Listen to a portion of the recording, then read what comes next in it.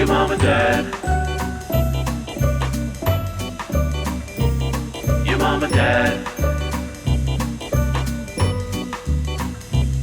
Your mom and dad. Your mom and dad.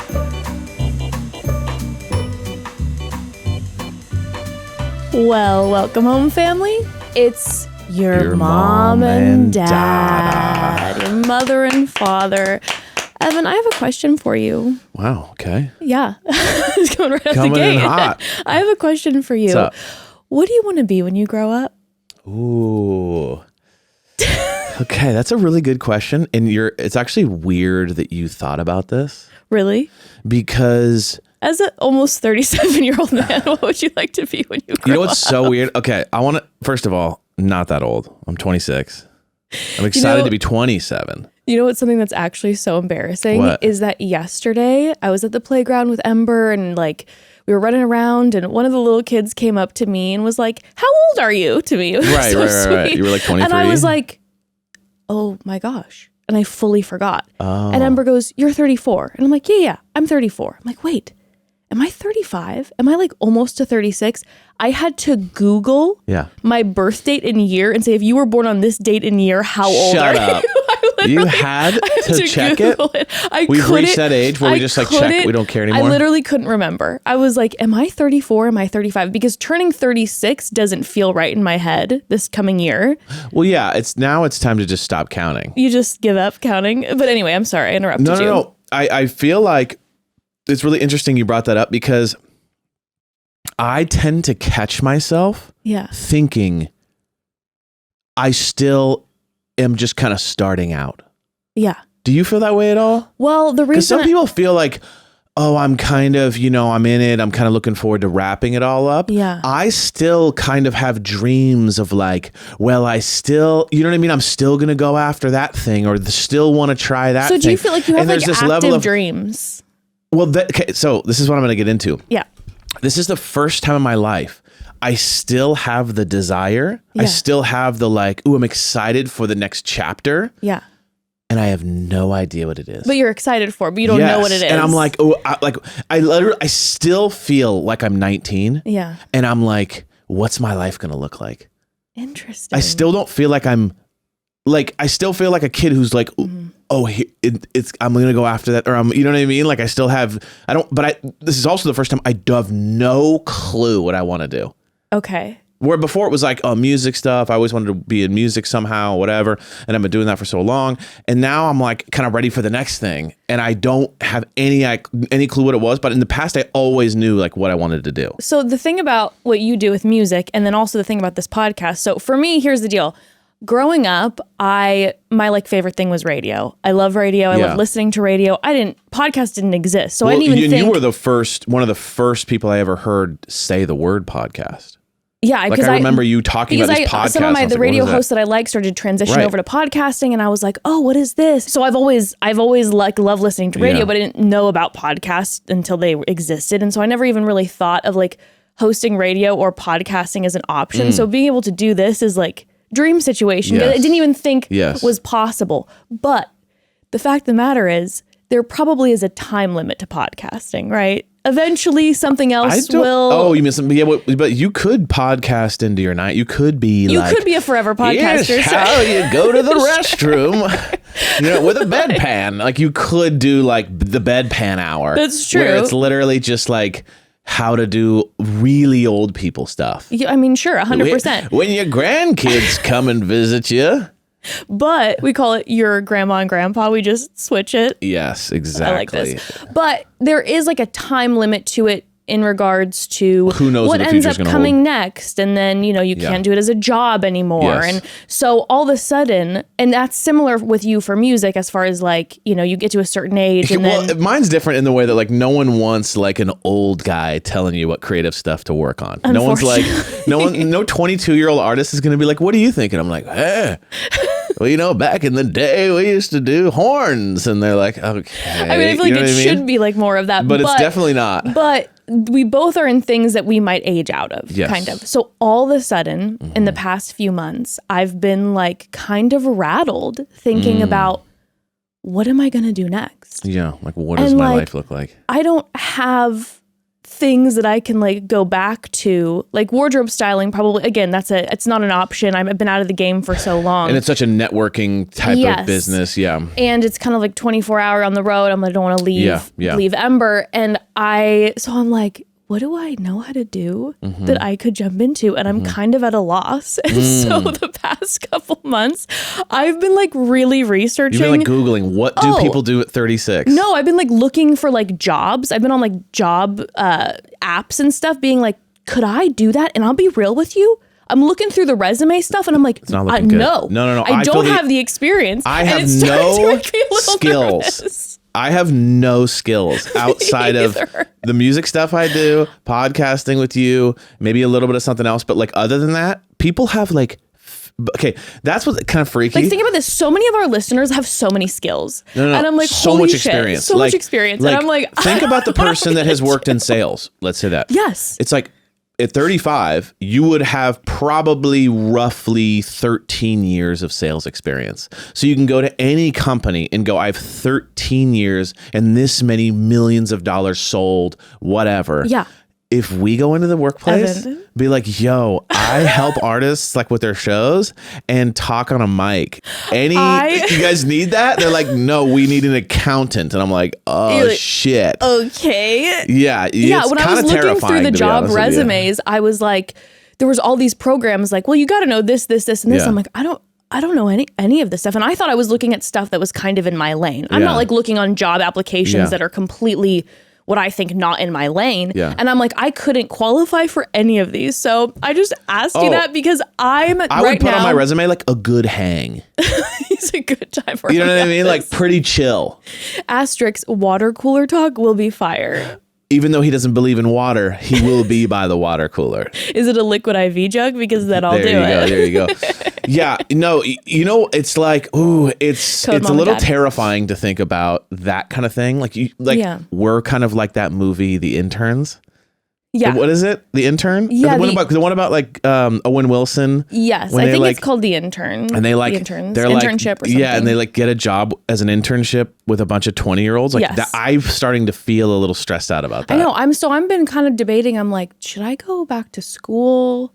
But then and that's cool too. But then you're also kind of like, you have to swallow the idea that you're going to go back to school and you're going to be in class with people that are like, 19. But I'm okay with You're that. Okay with it's that? just more like, is like, okay, doing like school is a lot of work and then also having a job. And I'm like, okay, it's like, I can do it. I don't know. I've just been processing these things and I wanted to bring it up because I feel like it's something that, I don't know, I don't hear talked about a lot. Yeah. And, because we're in like our later 30s at this point. It's a little bit like, hey, if you feel this way, know your mom and dad over here, you're not by yourself. Like whether you're young, getting into the job world and the job market, or you're our age or you're older or whatever, like we are feeling this way. And I was kind of feeling alone. And I'm like, no, of course there's so many people out there feeling this way. I wanted to ask you about it because I was just feeling like, okay, yeah, sure. Of course, the idea of continuing to do this for forever sounds amazing and then eventually retiring. But unfortunately, because of this capitalist bullshit that we live in, everything is so expensive that it's like, we're just going to keep working. Right. And so I'm like, I got to figure out not only do Not only do I feel this way. Sorry to start this morning out with a stressor. Yeah. Not only do I feel this way, but I also feel so torn about what I want the future to look like. Yeah. So like part of me wants to be a surfer on the beach doing nothing. Part of me wants to work in a corporate office for like a finance company. Okay. And part of me wants to be like a rancher. Yeah. You know what I'm saying? Like I am so torn with like what I want. Like I want to work on the land and have horses, and I'm like, but then I'm also like, I want to be business, and I'm like, so that's also terrifying. Where it's like, not only do you have no skills, but then you also don't even have the skills to do all the options you think would be fun. You're kind of stuck. We're gonna have to buckle down and really start learning a lot of things. I'm gonna start working on some stuff. Oh, also, I want to be like a dog trainer, even though I have no skills in dog training. I want to have just help people with their dogs. Yeah, you were watching that guy who's at a rescue running dogs. You're like, you want to start doing that. I want to start doing that. Yeah, working at a rescue. Yeah. So I have a lot of passion for stuff I have zero skills for, which is not good. Yeah. Same. So anywho, family, if you are feeling a little that way, just know you're not alone. Your mom and dad are here. And I'm like a Googling trying to figure out. We have nothing to tell you that's going to make it okay. No, but I'm we're just in saying, the exact I'm same just ship saying you you're are. not by yourself. that's you know true. what I mean? And I guess the point being is like when you are like when you're young, for our younger listeners, and you start out and you're like, this is, I guess, what I'm going to do forever. Right. Like that's definitely doesn't have to be how it is if that's not what you want. Right. Like we're at a point now where you're like, okay, probably by the time we're 40, we might have to switch gears and do something else. So I'm so jealous of people. Dabble into different ideas and different interests and like pursue those throughout your life, because maybe then there'll be, awesome job opportunities. But anywho, sorry for that kind of weird, depressing Sorry to give you a little rant. anxiety on the way to work today. Or like soak up your work and know that you are talented and skilled, and you've been working hard, and et cetera, et cetera. Okay, we got to take a quick pause, family. So throughout our time covering reality TV, because that's what we do here. Yes. We cover reality. That we know how to do. I think we know how to do that. That's the one skill we have. We can't put that on a resume, but we can. I'm tooting my own horn, but I think we know how to cover reality TV. But over this time, we've seen some really dynamic duos like Peter and Bergalicious, for instance, Aaron Clancy and James, Jesse Palmer and Zach, at least maybe from Zach's perspective, Maria and The World, Blake Moynes and his beard, so many dynamic duos. But what about the perfect duo when it comes to growing your business? Well, that's you and Shopify. Shopify is the global commerce platform that helps you sell at every stage of your business, whether you're selling scented soap or leather jackets like Zach should be one day. Shopify helps you sell everything from their all-in-one e-commerce platform to their in-person POS system. Wherever and whatever you're selling, Shopify's got you covered. Yeah, Shopify helps you turn browsers into buyers with the internet's best converting checkout, up to 36% better compared to other leading commerce platforms, and sell more with less effort thanks to Shopify Magic, your AI-powered all-star. In fact, Shopify powers 10% of all e-commerce in the US, and Shopify is the global force behind Allbirds, Rothy's, Brooklinen, and millions of other entrepreneurs of every size across 175 countries. Listen, we have sold online before, and before discovering Shopify, I was like, nope, it's too overwhelming. I'm no genius coder. I did not think it was possible. But when we started using Shopify, I was blown away by the ease of it. Like, zero exaggeration, they made it simple. Shopify's extensive help resources are there to support your success every step of the way. And when I say support, I mean like serious support. Now, if we want to sell merch or something online again, I have zero nerves because I know Shopify's got us. Because businesses that grow with Shopify. Sign up for a $1 per month trial period at shopify.com/momdad. That's all lowercase momdad. Go to shopify.com/momdad now to grow your business no matter what stage you're in. Shopify.com/momdad. Well, but anywho, I guess I want to say too, thank you so much to every single person, honestly, from the family, like, and over the years too, who's tuned in and subscribed and liked and commented and downloaded. Like, the fact that we get to do this. Yeah.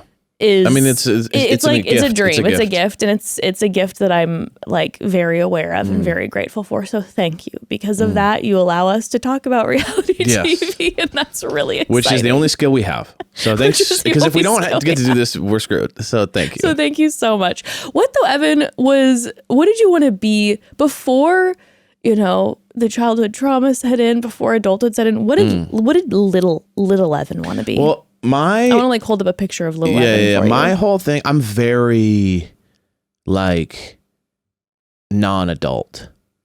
Okay. In my like upbringing in life and like what I wanted to do. Like, I was very on the nose kid stuff. You know what I mean? Yeah, you know why? Because you were a child. I know, but I'm saying magical. some people like, so basically like. What 6-year-old is like, I want to get into finance? Yeah, right. I mean, what are you talking about? Yeah, that's true. So what I wanted to do, the first thing I wanted to do was, I think fireman was the first one. Okay. Second one was professional hockey player. Okay. Then be in a band. Yeah, I was going to say. You know what I'm saying? So it's like fireman, professional athlete, then like be in a rock band. Like, I will say that is the most. That's the trinity of like basic boy. There was It's no the like, Holy Trinity it's the of basic Holy dude. Trinity. What do we call it? Oh, bads, basic ass dudes. Yeah. That is the bad Trinity. Fireman, professional athlete, rock star. That's literally so embarrassing to admit, but that is exactly what they was. I don't think there was anything in between, because I remember I worked in restaurants and I worked construction when I was young. Yeah. And I hated it.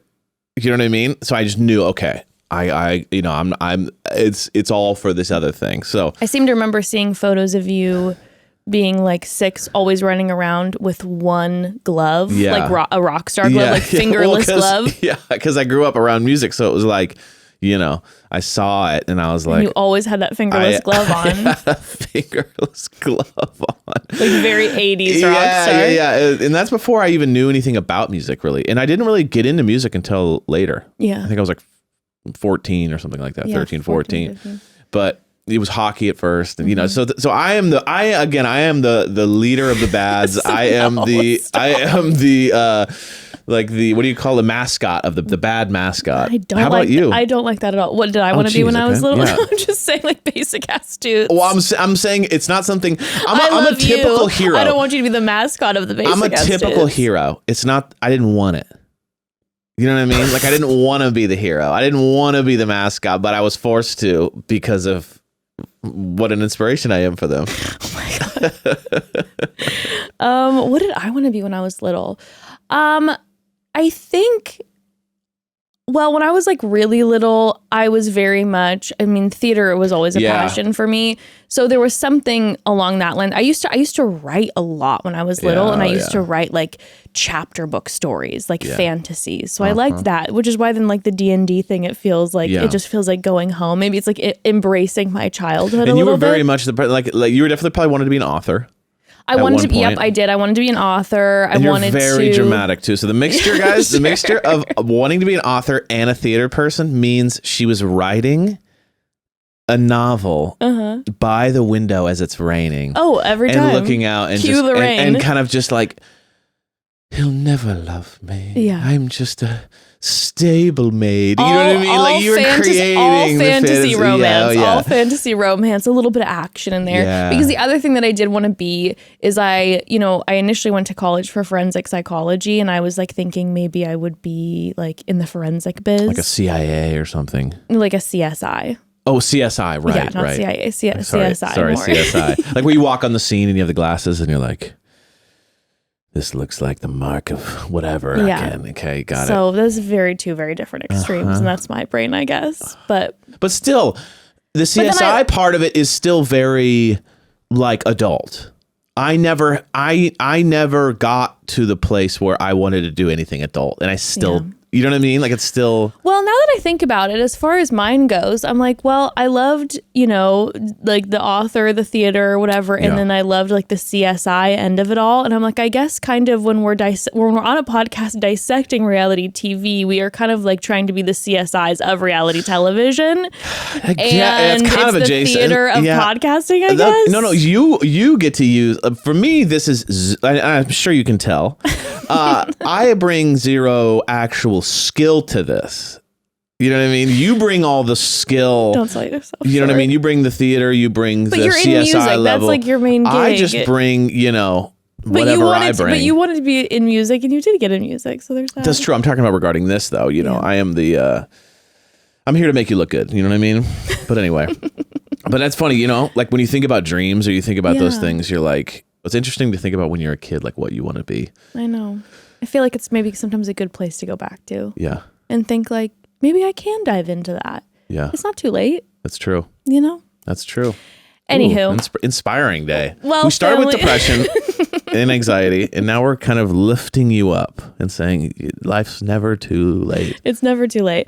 Well, family, today we got a special treat for you. We are going to be joined in a few moments here by a special guest whom you listened to her on Chatty Broads before. It is Mystic Michaela. Love Mystic Michaela. And we're going to be talking auras, specifically going over the auras of some of the reality TV stars who we will be recapping about in these upcoming weeks with bachelorettes, with the perfect match, et cetera, et cetera. Maybe we'll have a moment where she can look at our auras. But I'm curious. I'm like, I want to see potential, like what would be a good match for their auras, because it's all very romantic reality TV biz. Also get to know a little more about our bachelorettes and what Michaela sees in their auras, etc. I'm excited to learn about auras. Yeah, I think it's very fun. I represent the people that have no idea what's going on. So this is actually what I bring to the pod. You've already experienced this. You're going to know more than I do. I get to come at it from like a very, naked eyes. So. I can't wait to see you get red, baby. Oof. You get absolutely red. And then after we chat with Michaela, we're going to jump into some call homes. It's been a while. It has been a while. And chat with the family a little bit. And we're going to bring Michaela on in. Oh, but first, also, just want to remind all of you that in a couple weeks, we're going to be starting the Perfect Match recaps. Yes. I'm very excited. The trailer just came out. And at one point, we do see Trevor say that he is here for redemption. Yes. And I am very curious to see what type of redemption he is going to attempt to be doing, trying to match up with someone after his situation. Like, who is going to trust that man in this situation? I'm like, I'm so curious. Like, after everything that went down, he convinced Chelsea and the world that he was in love with her and simultaneously had a full girlfriend back home. Like, what is this? Who's going to be down? Will the manipulation make people wary? Will people have maybe not really know? Like, will there be people on the show that don't really know him very well or don't really know his story that will kind of give him like an open chance? That'll be interesting. I'm also so curious about the filming time, like when this was filmed. Right. And how much people knew about That's when what it I'm was saying. filmed. Is like, but he said he's back for redemption, so I'm assuming. And if people don't known. know who's coming on the show until they like experience it in real time, then there's a good chance that like someone didn't watch the show or didn't. You know what I mean? I think there's a chance if they're all Netflix stars and they're going on this, that at least I would be doing my serious research on every Netflix show to be like, I want to know. Yes, exactly. I want to know details about all these people that I might be matching up with. That's true, but I hope there's at least some, someone who doesn't, and we'll see kind of what happens if they can smell him out. Cannot believe he's back. But we'll see what that redemption arc I'm excited. is going to look like and if someone will trust him. But that starts in a couple weeks. And then, of course, the Bachelorette after that. And then in between, we've got, of course, this episode that you're listening to now, but we've got a couple fun episodes in the tank for you coming out in these next couple weeks before Perfect Match. So hope that you so much enjoy. Let's bring Michaela in on the Zoom. Let's do this Zoom call biz. It's been a while since we did a Zoom call. Let's chat with Michaela. All right, let's do it. And family, we are officially in. You know her. You love her. She is an aura reader. She is an author, a podcast host for Know Your Aura Pod, an author for What's Your Aura. It is Mystic Michaela. Thank you so much for having me. I'm so excited to be on your podcast. It's so nice to meet you, Evan. This is the first time we're talking. Nice to meet you too. Evan's excited to find out about auras. Yeah, I am extremely inexperienced here, so I'm the big beginner in the room. But I'm very excited. So for the sake of Evan, obviously, if you've listened to Michaela on Chatty Broads episodes, then you know all about the auras. But will you give us a little bit of a spiel so that Evan can know? Yeah, I totally get it. I have a husband too, so I get it. He always jokes. He's like, I don't believe in this stuff. Just you. And I'm like, it doesn't work that way. Like, thank you. That's true love, though. That is true love. Like, thank you for the support and the love.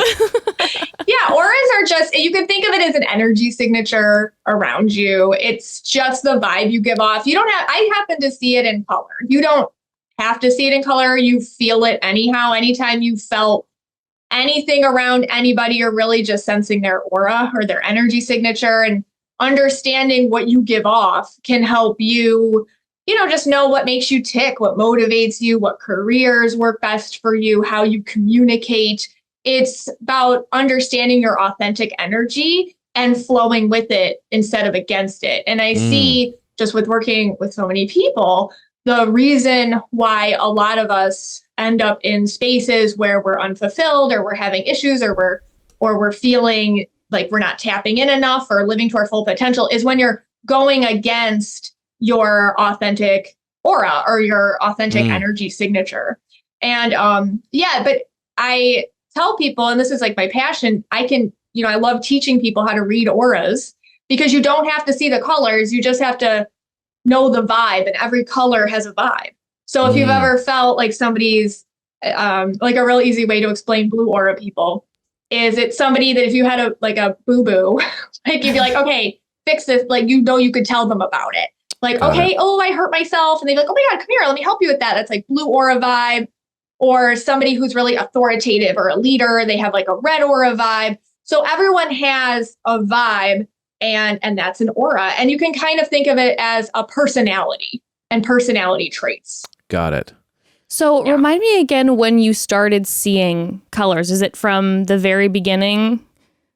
Yes, I've been seeing colors my whole life. I never knew it was a thing. Honestly, it's just something I always did. So I tell people, because people ask me, hey, when did you know you could see colors? It was more when did you know when did I realize everybody else couldn't? Right. So if you've ever found out some people can't visualize, and I visualize all the time. So if I say roller coaster, some people can't see anything in their head. Like that to me, I just thought everybody could see colors around. And so I didn't want to be weird about it or abnormal. And I made my own associations, but I didn't know what to do with it until I was teaching. I used to be a middle school Spanish teacher, and I went to school for this and everything. And I was working and I had my own classroom. And what happened is like always, I was seeing colors around all the kids.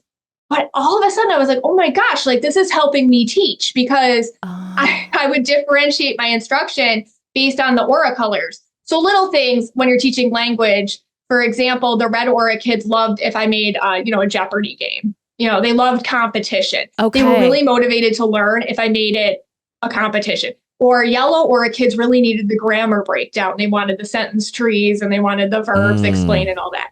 Or purple aura kids wanted to do the menu in the restaurant role play in the front of the class. Like that's how they're going to learn best. So knowing that about the kids, I was like, hang on, and I really was able to hone it and develop it. But the problem is that I can't at a parent teacher conference be like, hey, Sure. Mr. Jones, you're treating your blue aura son like he's a green aura, and it's really screwing him up. Like I can't say that, but now I can. So yes. I was I would eat that up at a parent teacher conference, and one of Ember's teachers was like, I'd be like, oh my God, yes, I feel so seen. Well, you'd be good. You'd be like, tell me more. I feel like I understand. Yes. But most people will be like, what? It's not exactly the profession. So like most things, I think we all outgrow something and you have to go to the next space that fits. And here I am. So, yeah. I have a question. Do auras change? So that's a great question. I see them basically staying the same.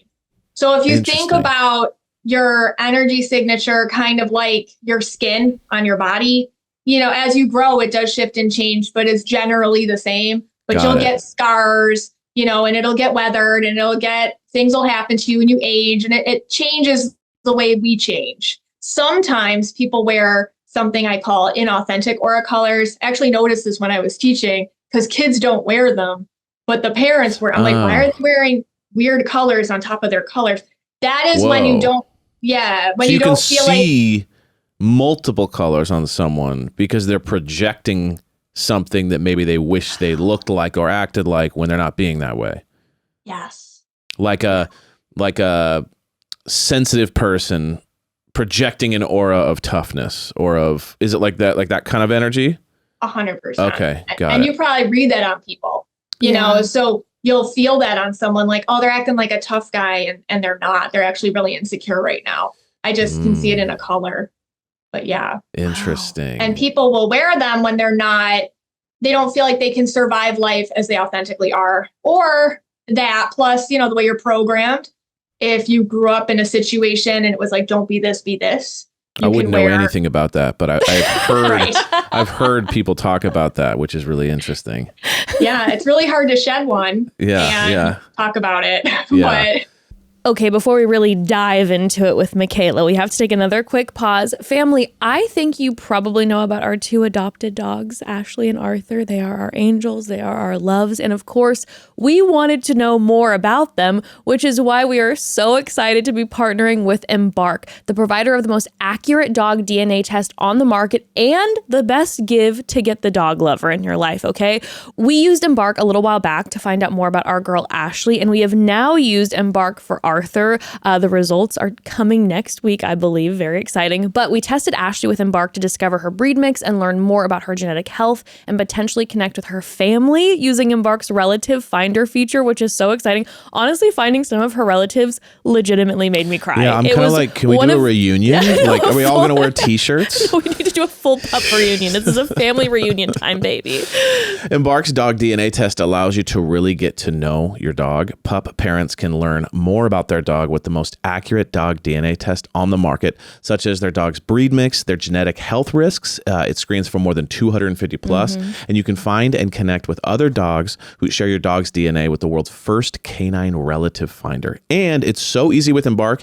You swab, send back, and boom, results. Okay, so let me tell you about Ashley's results. We found out that she's almost 40% Chihuahua, which we could tell, we could see. Yeah. But then coming in next to our surprise is Poodle. Did not see that coming. And then miniature pinscher. Yeah. Okay. So these were exciting surprises. I loved getting to know her more. And on top of that, the health portion of the test was so important and helpful. It showed us some potential health risks that she may have. So we were able to take those to our vet and to address everything, which we're so grateful for. Embark had our Ashley girl covered, and I cannot wait to let you all know. And I think, like I said, a week what breed Arthur is, because we have no idea and everyone asks. Okay. And also see if we can connect with any of his sweet family, any of his relatives. And again, I think this is such a fun gift idea. I would love to get this. Get the dog DNA test that is trusted by millions. Right now, Embark has a limited time offer on their breed and health test for our listeners. Go to embarkvet.com to get free shipping and save $50 with promo code MOMDAD. Visit embarkvet.com and use promo code MOMDAD to save $50 today. Okay, back to Michaela. Interesting. So then would you say that generally you see a mix of colors then, and then it's probably a surprise when you see someone, or refreshing or whatever, when you see someone who's like very brightly their color? Because it's like, I feel like in general, and it's just the way society is like being yourself, unless it's extremely valued by society, like it sometimes is tough, or sometimes doesn't really work for you, or whatever. You get blowback, or like, you were saying your parents don't really value that, so then they kind of shame you for it, or whatever. That like when you see someone who is true to themselves, it's probably like a bright experience comparatively, maybe. Yeah, I don't know. it feels good.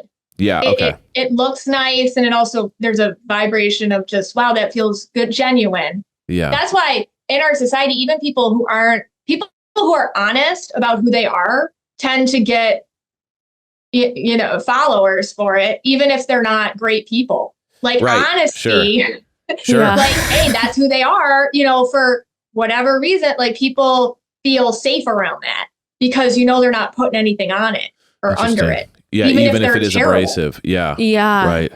Wow, that's so interesting. Okay, so then with some of the reality TV stars, so I have sent Michaela some photos of some of the reality TV stars that we're going to be covering. Now, a lot of these individuals, we're going to be watching them potentially fall in love. So with auras, do you typically have like, okay, this aura works well with this aura? Yeah, I mean, like signs? Yes. That is true. Like there's some combos. And by the way, most people have 2 aura colors in some sort of capacity. And usually you have what I call an empath aura color. So that's like blue, indigo, purple, turquoise with a logic color, or which would be like yellow, green, red. I know I'm going fast. Or you have 2 empath colors, like your purple, blue or something. But you're never 2 logic colors. Like that never happens. But interesting. It does make a difference in love. For sure, because sometimes people can butt heads, or sometimes nobody makes a choice or a decision. So that can be a problem. Okay, that makes sense. Yeah. Which, by the way, depends on you. Sorry, I was saying, which by the way, when with Michaela now, with all the different colors, everyone go follow if you're not following Michaela, because all of your breakdowns on Instagram with all the different colors I'm obsessed. They're so helpful. They're amazing. So Thank to you so follow much. along, that's a great way to like see and be swiping through all the slides and everything that you've made. Oh, thank you. Oh, one last question. Can auras be photographed? You know, okay, so Like I'm thinking, do you Because- like? So we send you a picture.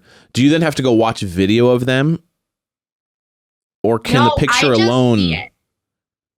Interesting. Yeah, the way I work is as long as I can see the eyes, Whoa. I'm good. But there is like aura photography, which I feel like is an awesome thing and it's a fun thing. And it definitely makes a gorgeous picture. I feel like it depends where you're at that day, though. I feel like Got if it. you're with Okay. somebody or you're in a different state of mind or something, it can really affect what color you get. Got it. Interesting. Okay. Okay. Cool. That makes sense. Yeah, because you know that they have the aura like I've heard of that, but I just didn't Yeah. know if I didn't know if that was a replication of like what the person was reading. You know what I'm saying? I wasn't sure if it was like that was like they put the color on to represent what was seen by what the an aura photographer reader- or got the reader it, yeah. versus like it was actually photographed. Like when I asked that question, I wasn't thinking the aura was actually photographed. It was more like, can you read without seeing them move, basically, or be in a space?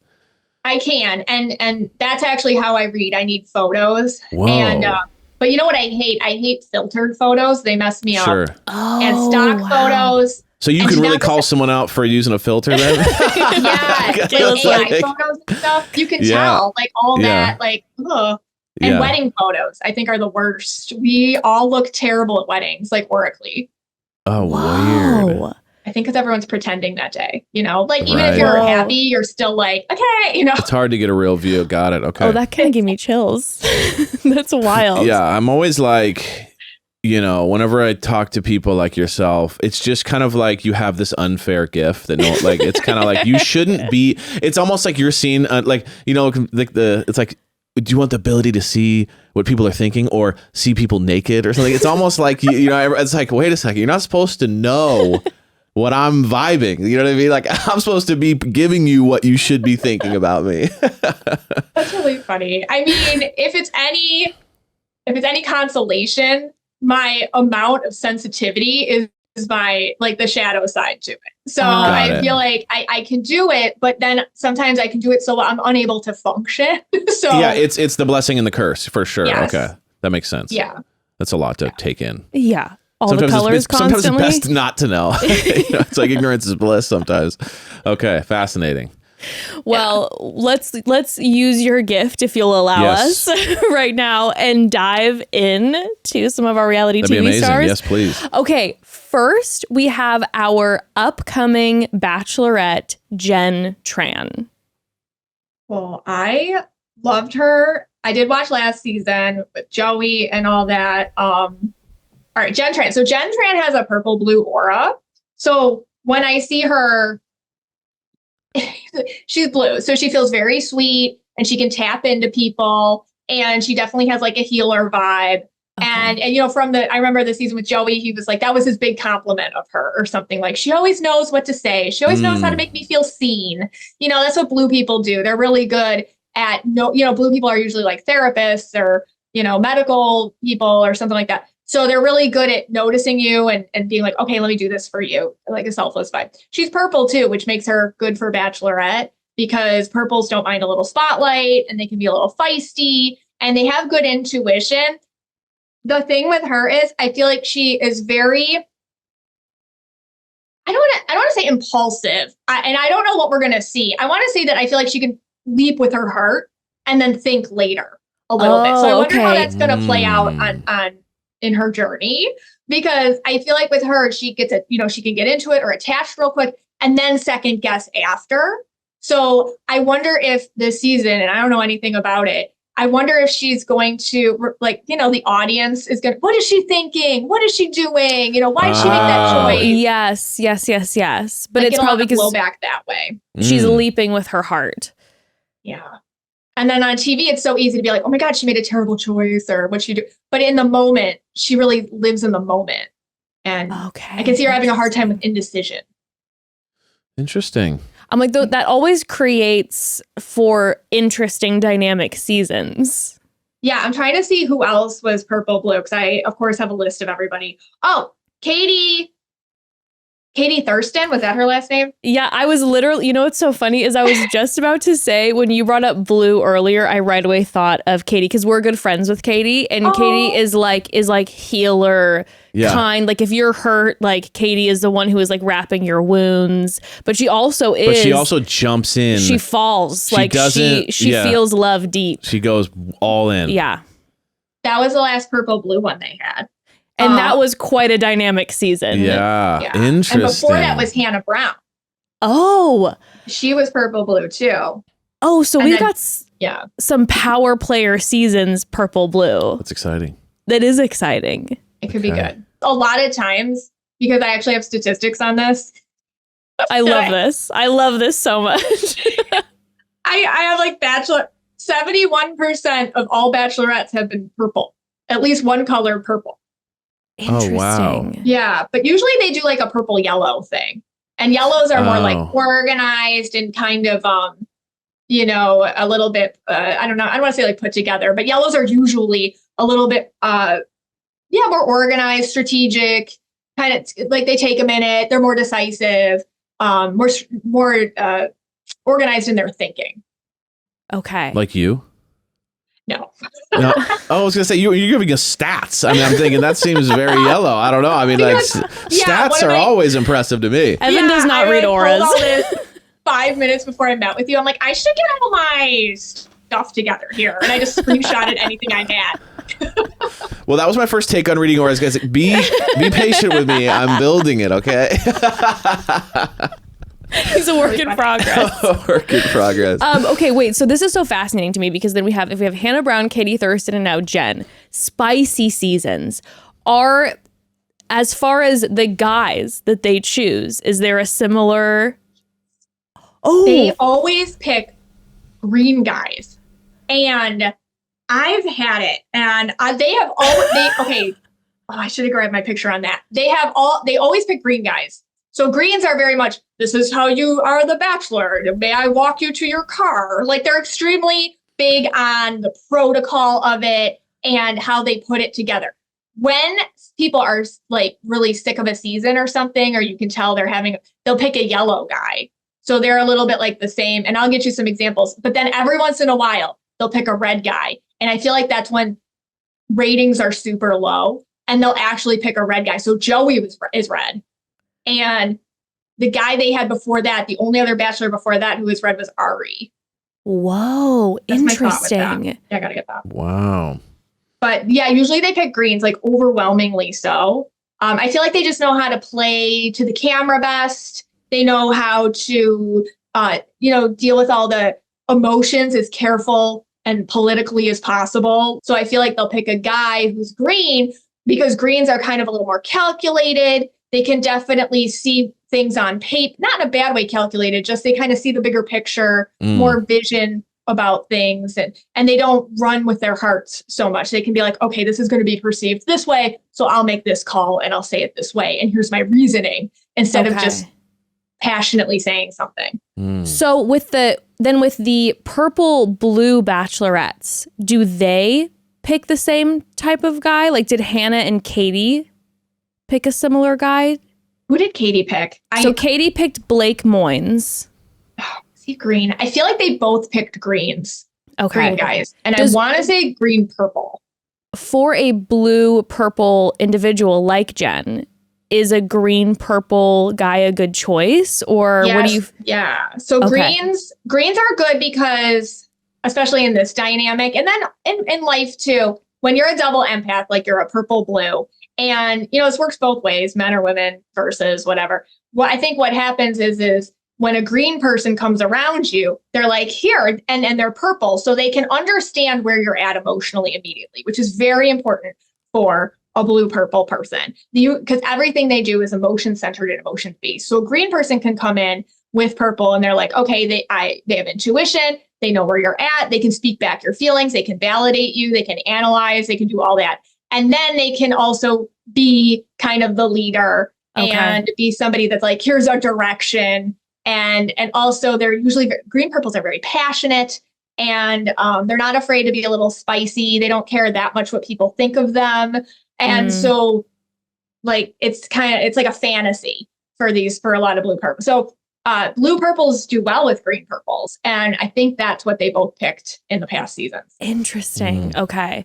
So Jen, potentially on the lookout for a green purple guy, and maybe a spicy season. Yes. It excites. Hearing that about Jen is making me, I'm super excited about her being the Bachelorette in general. I feel like this is like amping me up. I do like when people on TV lead with their emotions.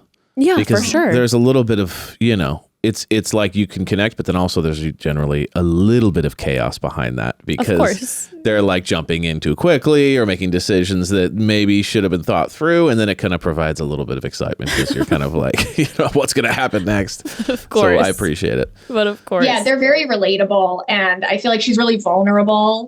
Yeah. And I feel like she's like, you know what? This is my shot. Let's go all in with it. Can they be led on? Yeah. Yeah. They can. Right. You got so they can get a little bit stars on the eyes a little bit stars on the eyes with someone, and then maybe realize that they're not on the same page with them and get burned or whatever. That can happen. That makes sense. Okay. Yeah. And I think that can make all the viewers really attached to her because it's relatable, but also sometimes go against because it can trigger people that's happened to them. Yeah. So they're like, why are you doing this? Don't be so stupid, that. So I feel bad for her. I always feel bad for all of it. I know they're like, they know what they're going into and blah, blah, blah. But some people are so sensitive. And so honestly, does anyone really know? No. Because it's like we can like view it from the outside, but then when you're in the situation, it's just a whole different ball game. I hope she's got her boundaries up for after, but I think that people are just going to be really invested in this journey. So I love her energy. That. She feels like an actually kind person. Yes, she absolutely does. Okay, next we have Joan, who is our Golden Bachelorette. I love Joan on the Golden Bachelor. Yes. I think it was she left, right? For her daughter. Something was going on. She had to be there.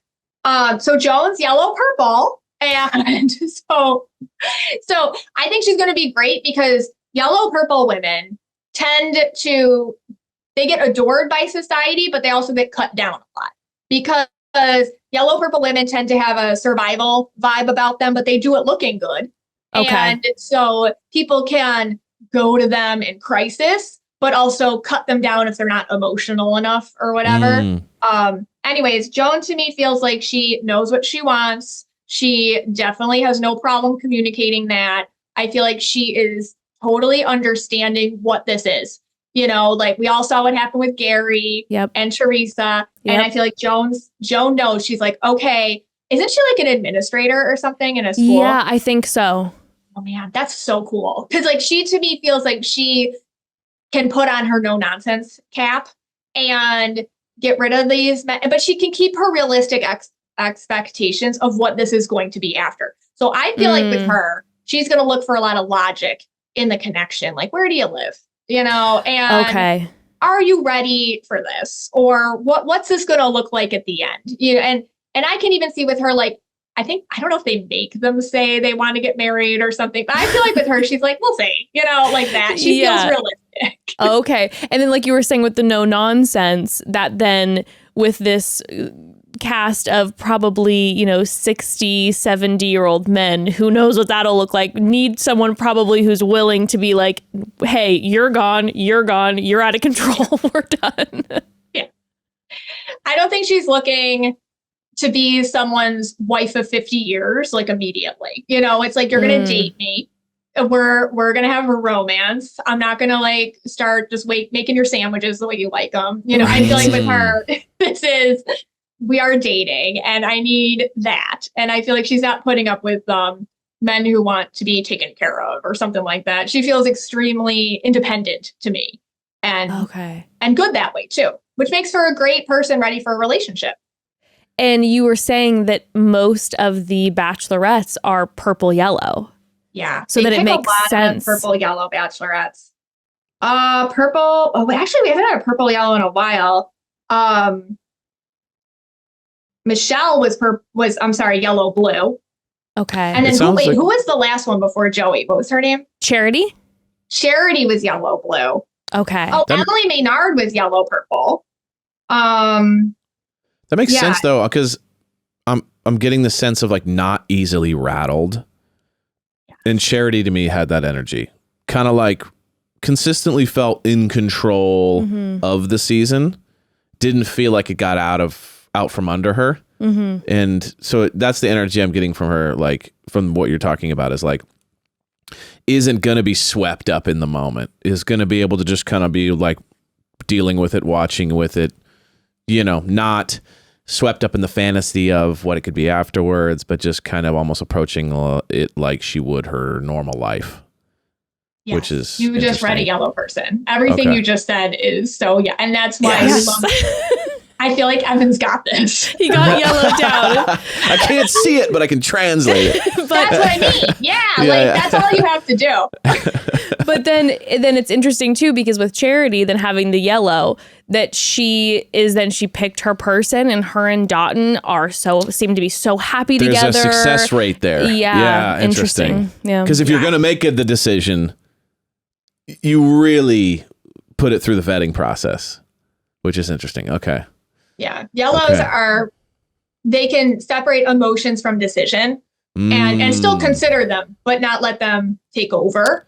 Interesting. Which makes them really good to watch on television because you get behind them.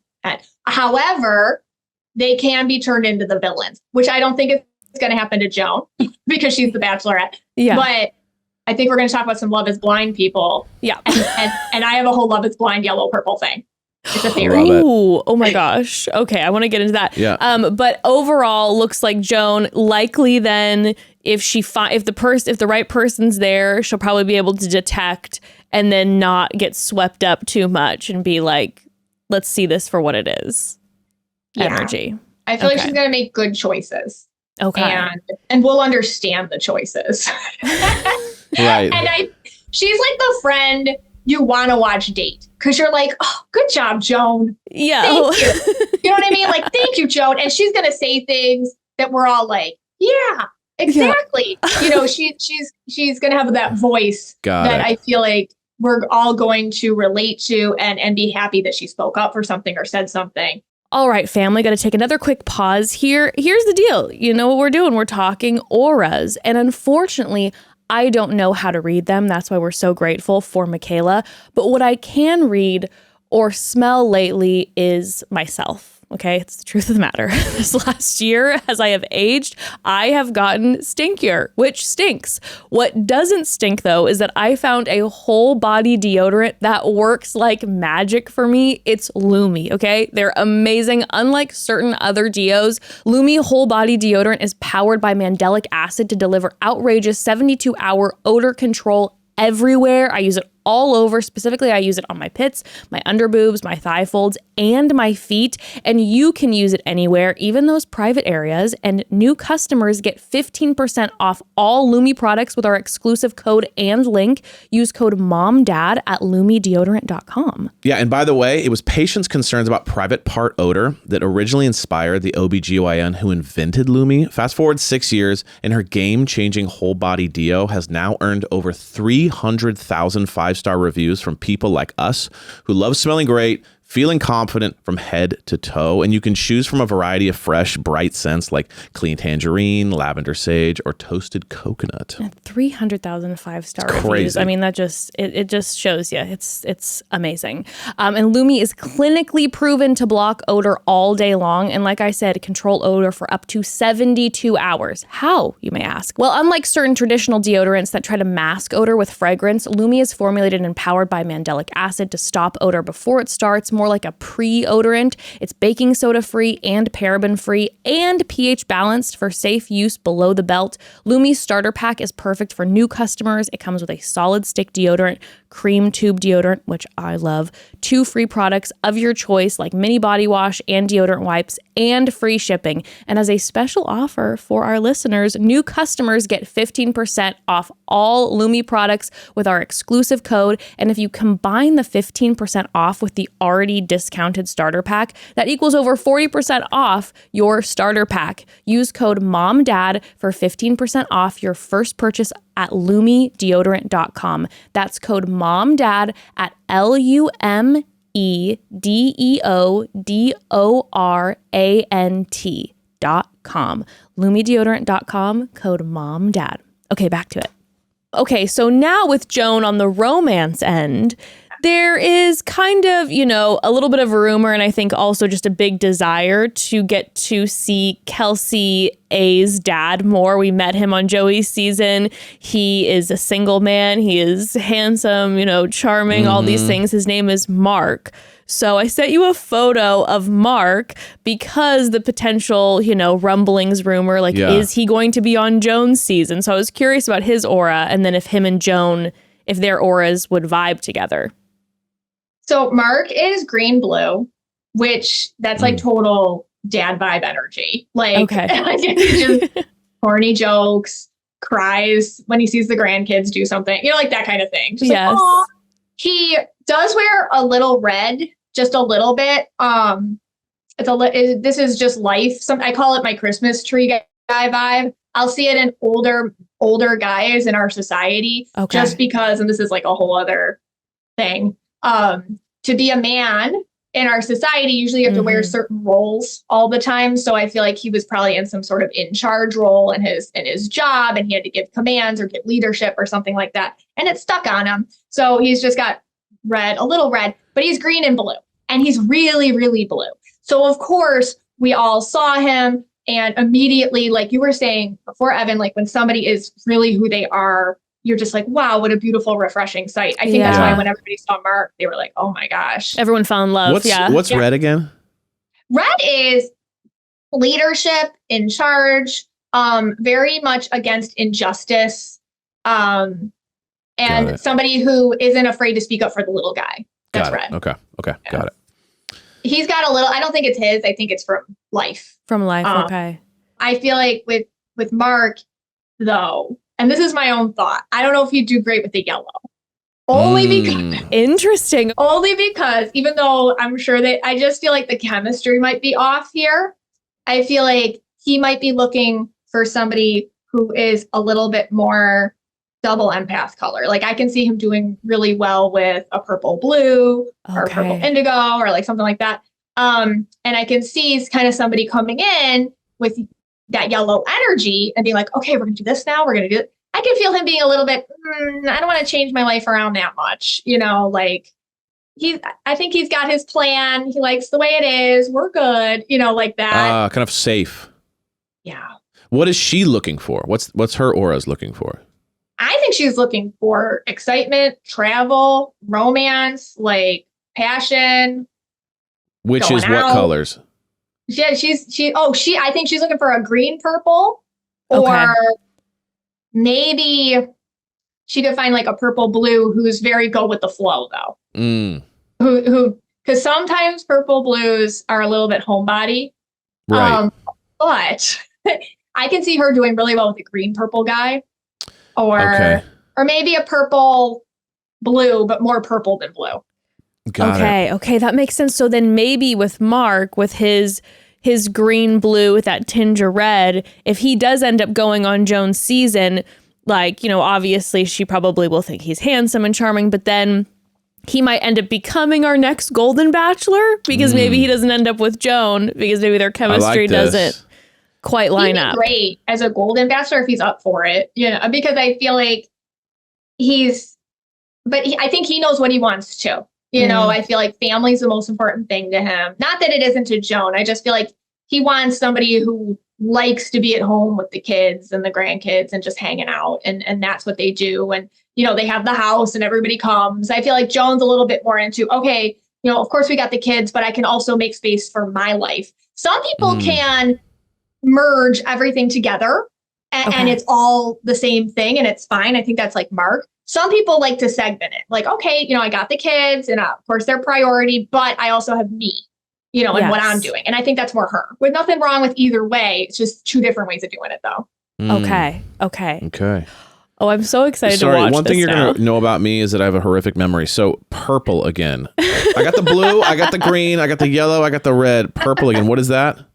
Like creative, intuitive, rebellious. Don't mind a little spotlight. Like Understood. That. Okay, cool. Sorry. No, I love this because, it's like it helps I have to see it, you know what I mean? Yeah. So I'm like, okay, got it. Okay, cool. No, it's good because sometimes I just go talking and I forget not everybody knows what I mean, so. No, it's great. I don't want to slow us down, but I just want to be able to catch it when it's right or else I'll just start talking. Okay. So love this. All of this. Thank you so much for doing this because all of this just gets me so excited to continue to watch and see what happens. Because now I'm going to be thinking about if he is on this season, I'm like, okay, he's got his blue-green.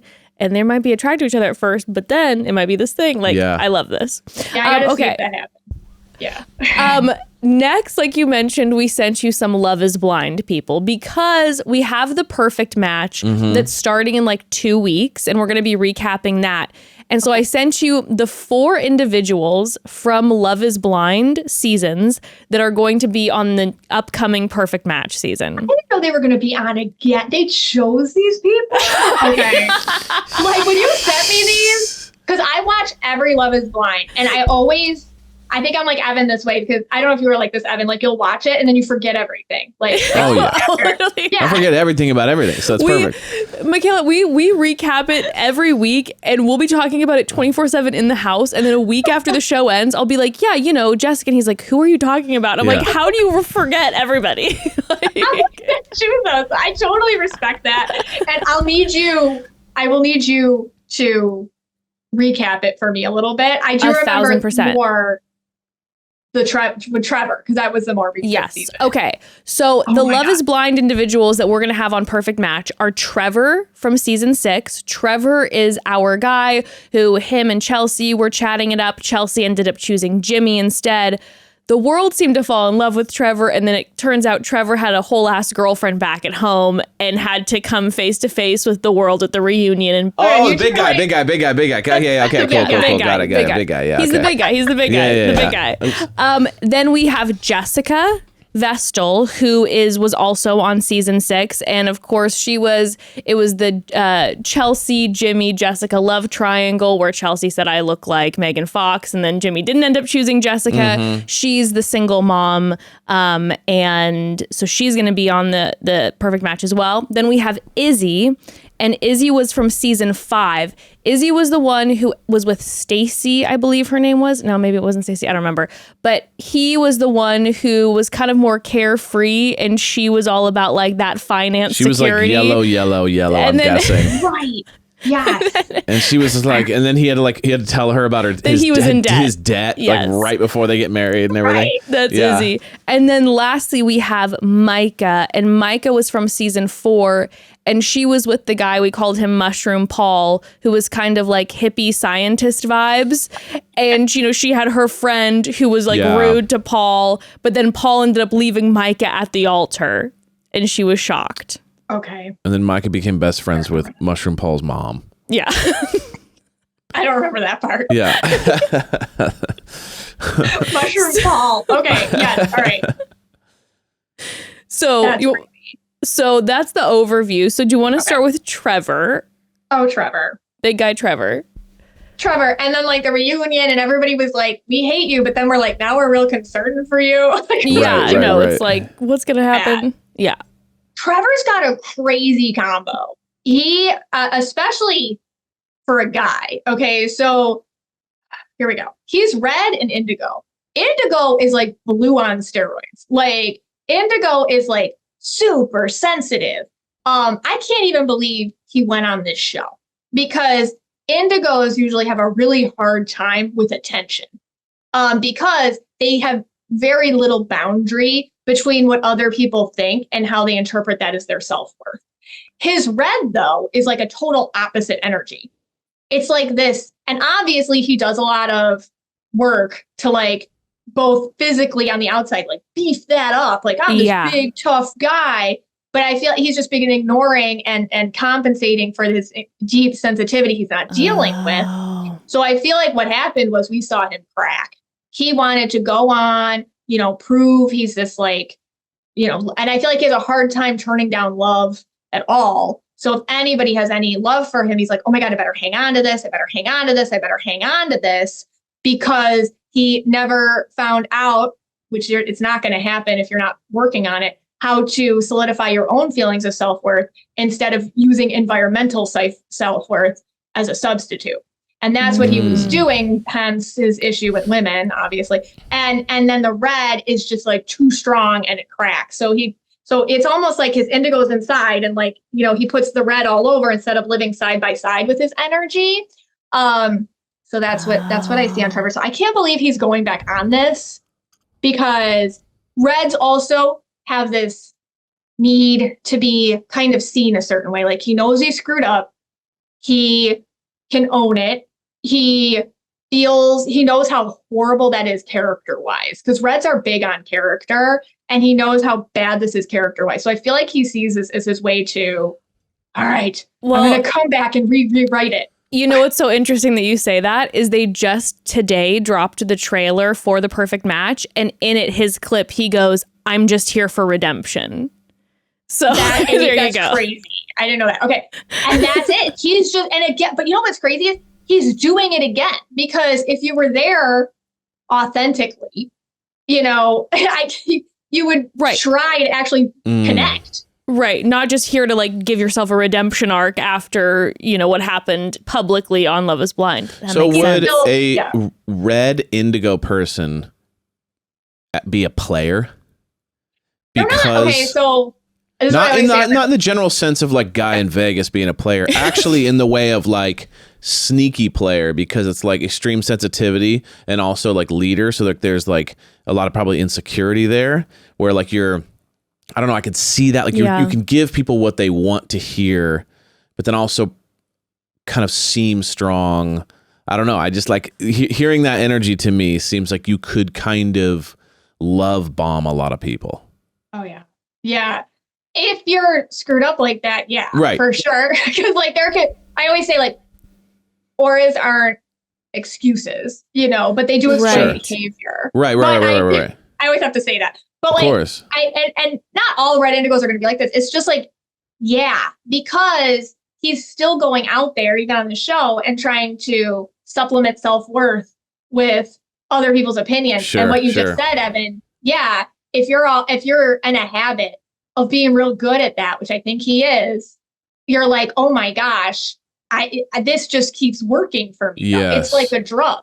I can say the right thing all the time, get temporary self-worth boosts, and never have to actually do the work.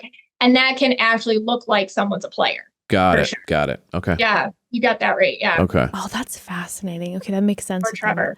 What about Jessica? Oh, Jessica. Jessica is pink and purple. Ooh, what's pink? Pink. Claire Crowley was pink. She's pink.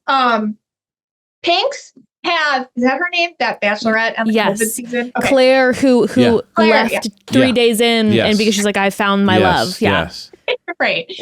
Pinks are amazing. They are a lot of fun. They definitely have a childlike sense to them, which people can underestimate and call out and critique and all sorts of stuff. But they're usually extremely they can come across as naive, but they're not. So I like to say pinks live in a joy bubble, and they're very much into their own bubble of fantasy. So it's funny because with Jessica, you know, she was in basically a bubble connecting with somebody. Right. And then when she found out it wasn't going to work, I called it, well, the pinks who follow me named it a pink punch, because all of a sudden what she did was she dressed up in her cutest outfit, and she's like, this is it. This is my moment. Right. I'm going to tell him off in the most epic tell-off speech ever, which is such a pink thing to do.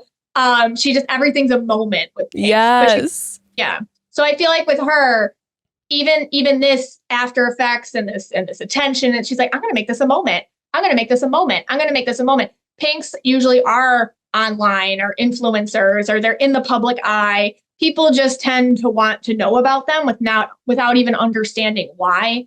Other pink words would be like Marilyn Monroe was a pink, Paris Hilton is pink, Cardi She's going to B. love to hear this. I know Paris Hilton's because it was Megan hell. Fox. Right now it's Marilyn Monroe. It's like, she's like, now we're talking. Yeah, these are icons.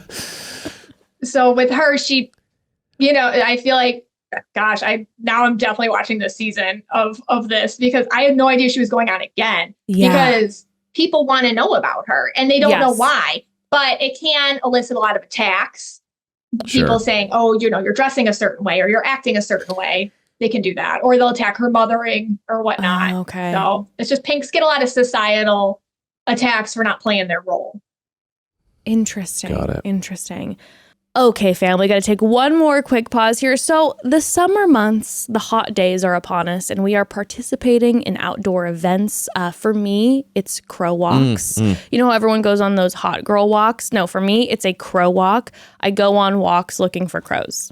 Yeah. That's it. It's not super complicated. That's what I do. But girl, it's getting hot on those walks and I am thirsty. Summer requires extraordinary hydration that's built for everyday dehydrating moments. Liquid IV hydrates you with benefits like electrolytes, essential vitamins, and clinically tested nutrients. With 3 times the electrolytes of the leading sports drinks, plus 8 vitamins and nutrients in a single stick, it's clear why Liquid IV is the #1 powered hydration brand in America. And on top of all of it, everybody, it is delicious, which helps me in my personal hydration process. So I'm very grateful to Liquid IV. Yes, with Liquid IV, it's all about the tear, pour, live more. 1 stick plus 16 ounces of water hydrates better than water alone. And that's really how easy it is. You simply take a stick of Liquid IV, pour it in some water, stir, and boom, hydration. And like Jess said, it's so good. They have such great sugar-free flavors like white peach, green grape, raspberry melon, and lemon lime. Personally, I'm a lemon lime and white peach guy myself. Also, the convenience is amazing. I keep Liquid IV sticks in my gym bag, work bag, car, kind of everywhere. Absolutely everywhere. Don't get me started. I have my white peach actually right here with me. Don't get me started on the white peach because it's my drink of the summer. It is like true to fruit flavor. It's also so refreshing. Yum, delicious. And listen, this is the science-backed formula that's an optimized ratio of electrolytes, essential vitamins, and clinically tested nutrients to turn ordinary water into extraordinary hydration. It's also non-GMO, vegan, gluten-free, dairy-free, soy-free. I love, love, love Liquid IV. Keeps me hydrated for real. Turn your ordinary water into extraordinary hydration with Liquid IV. Get 20% off your first order of Liquid IV when you go to liquidiv.com and use code MOMDAD at checkout. That's 20% off your first order when you shop Better Hydration today using promo code MOMDAD at liquidiv.com. Time for me to have a little sippy and get back to it. Let's do it. Okay. Then we have Izzy. Oh, yeah. Izzy, and I do remember that scene, and I'm so glad you brought that up because, yeah, she brought It's him green with an X through it. Yeah, because like I remember Stacy, who's yellow purple, brought him to her house, and she was like, "Here are my cups, and here are my," and he was just like, "Well, you have cups, like everything." Yeah, right. Yeah. He's a tricolor, so he's 3 aura colors, which is very confusing for somebody when they're a tricolor. He's purple, blue, red. I feel like a lot like Trevor. Yeah. Interesting. Okay. A lot like Trevor, he probably has a lot of issues with his inability. Well, it's a little different. I feel like with Izzy, he's indecisive. And I feel like he doesn't know what to do with that. He's insecure, so he can kind of put on a front to look like he's more confident than he is. But again, it's like that fragile red shell. And as soon as it cracks through, he like has to run away or say, "You're materialistic." I don't know. I don't remember. If that's what That happened, was the like, whole thing, was him giving her this idea that he was this like super manly, in the pods, got it all together, business tycoon, and then comes out. He's like, actually, I'm in debt and I'm very sensitive. You know what I mean? Yeah, and she's like, what? You know what I mean? So that makes all the sense in the world. Yeah. And it's like, he just doesn't own the fact that he's probably like emotional and he's a little indecisive and maybe things, when you're a guy in society, it's a lot of like, how much do you make? What is your job? Yes. those two questions, we just calculated your worth as a person. Mm-hmm. With him, he just can't handle it. So he's like, well, what if I just pretend and then nobody ever gets to know me? Then I'm fine, so, but it's hysterical because he picked a yellow purple. And the one person that's going to figure out what's actually going on with you is a yellow purple. Because I always say yellows are like detective vibes. So his soul self is like, please call me out so I can fix it. Oh, Some part of him. Oh, almost motherly. Yeah. Kind of, right? Which makes sense. I feel like sometimes we can be attracted to kind of people that can see through our bullshit almost. For you know sure. what I mean? Like there's this like, are you going to help me? Or I don't know. You know what I mean? I can see that. I think he was attracted, and I think he also kind of was like attracted to the idea of impressing her, or, of a woman like that being impressed by him. And he's probably the most insecure about a woman like that, someone who's hard to impress. And, that's interesting. If I can convince her, I did it. Yes. You had mentioned earlier, you said that you have a thing with Love is Blind and Yellow Purple. What is that? Speaking of Stacey. All right. Love is Blind. On The Bachelorette, they don't do this as much, but on Love is Blind, they don't know they're doing it, I don't think, but they're casting yellow purples as villain females all the time. And I can pick them out for you. Hang on, because I have all of them here. Chelsea is yellow purple. Okay. Laura is yellow purple. She didn't really get the villain cut, but looking at the other. Stacey, yellow purple. Micah is yellow purple. Who we have going on next? Jackie, remember who left Marshall? Yeah. Oh, they're all yellow purple. Yeah. They have the yellow purple villain cut. That's so and interesting. Even in season 1, I forget the one she said her guy she picked was too short or something. Jessica. Yes. I think. So there's kind of like yellow purple women are kind of a little bit no bullshit, a little straight to the point, and then get a cut for being kind of ruthless or mean or whatever. Easily. Yeah. Okay, got it. Yellow purples, like as a friend in real life, are the ones that are like, hey, get your life together. Right. Let me help you. They're really helpful. Yeah. Yeah. They're action oriented and they don't believe that just kicking the can down a road is going to help you. They're going to go right to it. Good coaches. Great for TV. Yeah. Well, I was going to say then it makes sense that they would get the villain cut on Love is Blind because of the whole premise of the show. If they're realists, right, and they're like, they can see through it, they're organized.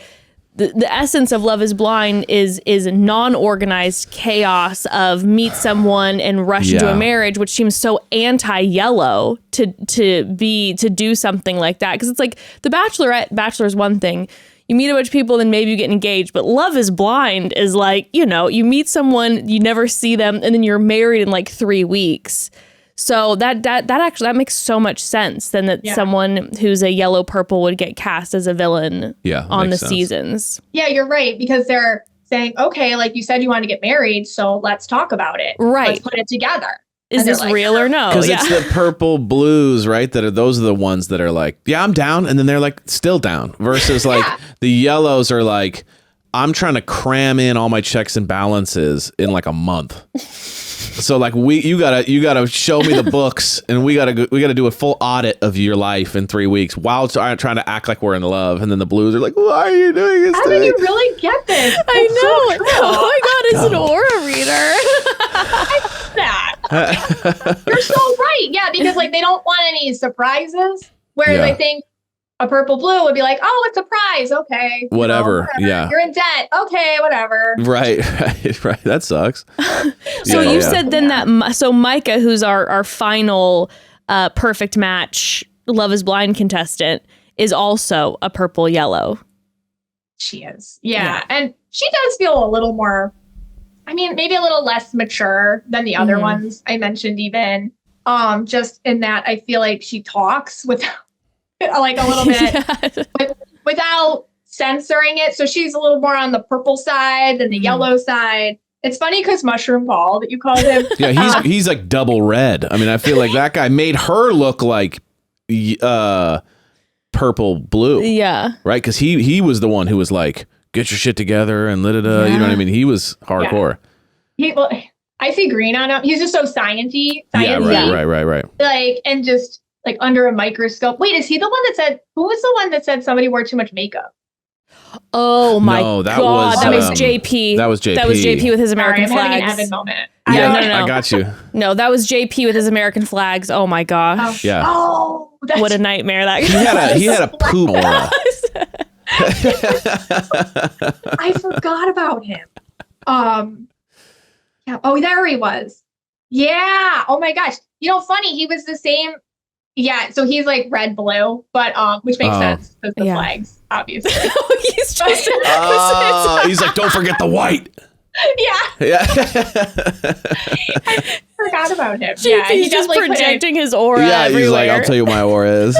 Goddamn American. You forgot about that. Okay.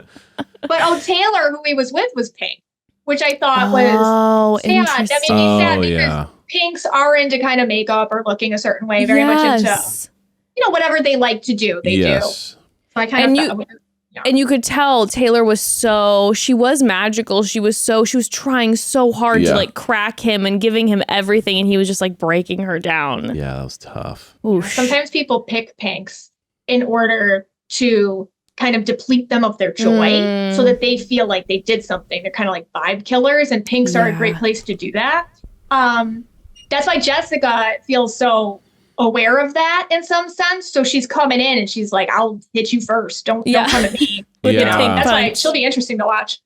Oh, I'm so excited. Oh, yeah. Okay, final reality TV question for you. Is there anyone in the reality TV world franchise that is a starseed? Because you can then explain to Evan, because it's Megan Fox, you say, is a starseed, right?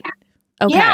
Yeah. So this is how I see it. This is where we get like woo-woo, crazy psychic lady, I call it. But so what would happen is, I got to back it up for Evan. I would see like weird aura colors. And so it's not just the colors. Sometimes it's like the vibes that accompany it. Most people have just like a normal vibe that I'm used to. So it's just kind of a wavelength or a vibrational frequency on somebody. Most people feel the same. Sometimes people don't, they feel like, I don't know, like a different frequency. And then accompanying that is an aura that either looks like rainbow, or sometimes I'll see crystal. And I can only say what I see. So obviously there's no books on this or anything that are, accredited. But when I feel this, it feels like this is their, like, they haven't always been in past lifetimes a human. They've been other life forms. Megan Fox, to me, feels like one of those people. She's got rainbow around her, but I can't think of anybody in reality TV. Honestly, I haven't seen that many myself that are starseedy. Like Keanu Reeves feels like that to me, but I can't think of anybody on reality TV. Oh, Keanu, That makes definitely sense, though. starseedy vibes from everything I don't you know explained. anything about that, but I will say both those people are once in a lifetime that seem to transcend what they do. Like, even when you think about Keanu Reeves, you're like, okay, what's he done? It's like Matrix movies, fighting movies, John Wick, right? Like, it's not like Academy Award winning, art changing, yet he's like entirely beloved, and there's like a cult following of Keanu Reeves, and you're like, he's, you know what I mean? Like that shit, that doesn't, like, the career doesn't match up with how iconic he is as a person. Like, he's obviously an amazing actor, amazing guy, but you know what I mean? It's not like, and then her, it's like, oh, she was in some Transformers movies and she's known as like one of the most beautiful women, but like, why is she now becoming like this cult following she's of fascinating like, whoa, people just like look to her as just like, what are you? So it's interesting that those two would. That's such an interesting way to think about it. Like transcending. I never put that together. But that's a good way. Yeah. Wow. Thanks, Evan. Because another person I see is Dove Cameron. Do you know who that is? I feel like Ember. Oh my gosh. Wait, Dove Cameron, Descendants. Descendants. Yes, the main girl in Descendants. Okay. Yeah. Yes. Yes. She always looks like that to me too. But I don't know. There's just something about them. Sometimes you just want to stare at them. Yeah. There's a very ethereal energy about all three of them. Yeah. I can't think of any reality stars. That would be nuts. Yeah, because they're not in reality TV. They're doing iconic shit. You know what I mean? How dare you say that? Not in a bad way. Not in a bad way. Just like, you know what I mean? Like, they've transcended the layers, you know? I don't think they last too long. Exactly. Yeah. Interesting. Oh, the starseed thing absolutely fascinates me. Yeah, that's crazy. I'm a starseed myself. Michaela's like, no. You're seeing it. I know you are. I wanted to cut you to get ahead of the game here. No. Okay, wait. Speaking of, we sent you photos of ourselves because, of course, we had to have a little bit of a selfish moment with you. So we were wondering if, we could have an aura reading moment. And then also, that's my favorite thing to do. Oh, I love this. And also, I sent you a photo of Evan and Ember together. So our daughter Ember is in the photo as well. I love this. Okay, so let's start with Evan. All right, so Evan, very, like, I would call it blue to go. Like a blue, it's like a deep, deep blue color. I feel like it's something that definitely you're secure about. And you like we were talking about kind of blue guys and how that can be hard. I feel like for you, it's not. It's something that you know who to give it to and you know who not to give it to. And your ability to call, like, actually, this is my energy and I'll give it to people that give back or are worth it or, are going to pay it forward, but we're not putting it in places where we just get manipulated or used or whatever. So I feel like if anything else, like when you sense somebody trying to tap into that for their own motives or whatnot, I feel like you immediately shut that down very quickly. And so it's good. So around, and I love seeing you now, like you have a lovely blue aura, but in the picture with Ember, obviously you're very protective with the blue. You have red too. I see red on you too. Mm-hmm. So with this, I feel like making your way in the world, sometimes it's more than a color. Sometimes it's like a message. I feel like for you, making your way in the world is about your family never feeling like they have to ask people for anything. Like it's something like we are our own team and we can count on each other and we're going to work hard. We're going to work hard together. Like red dads are all about teamwork. And we're going to learn how to speak up for ourselves and we're going to learn where to put our energy and where not to put our energy. And you see everybody as really individual people. And how everybody moves and evolves is something that I feel like you keep tabs on and you make space and room for. So you just have great like dad leadership vibes. And you feel like a wonderful person to Jess to lean on to. That's the other thing. Oh my gosh, you just read Evan to the ground. Like emotional. No, especially then bringing up like the red piece too. I feel like obviously I don't have a photo quick on hand of your dad, but I would imagine your dad is like red. Yeah. And from everything you've described of red. And so it's always been about like the family. Yeah. And so you saying like, oh, the focus for Evan is to make sure that we never have to go anywhere else is like such like, that's like your life source. Yeah. That's like how you operate. And then also too, with the whole, like the deep blue, you are that way in relationships. Your relationships, like, you're pretty specific about like who you let in. Yeah. For sure. Like a ton of acquaintances, very few like close friends, because I generally am only interested in people who I can truly test genuineness with. Like I really am like, you're not in the circle if you haven't proven that you don't have ulterior motives. So like that's super important to me, is like the safety there when it comes to that. Wow.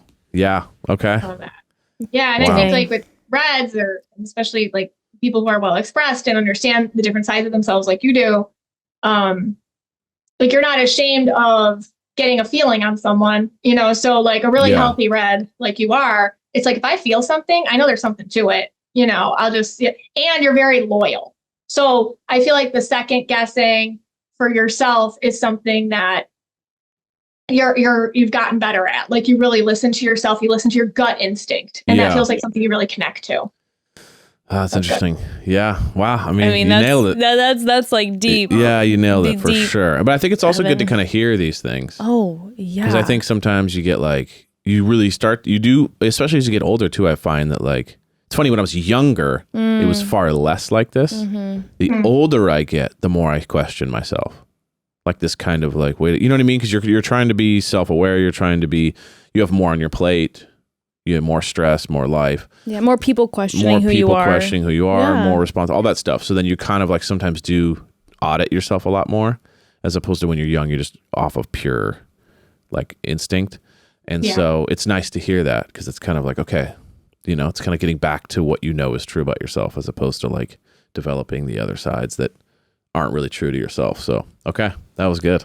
Wow. I love the blue reminder, like the deep blue for Evan too, because you are like so like you're soft and kind, and like that's, you know, I think when you were like little baby Evan, that's like before the world got to you, right? That's you. You're this sensitive, soft. Yeah. I'm way more sensitive than people know. That's for sure. I definitely put out the red more in work and stuff like that, obviously, because, you know, sometimes you don't want people to know you're blue. You know what I mean? Some people you don't, it's like you, because of the ulterior motives and such. Yeah. So I think that's why I keep the circle small. And I think that's why, you know, anyway. So yeah. Wow. Amazing. Thank you.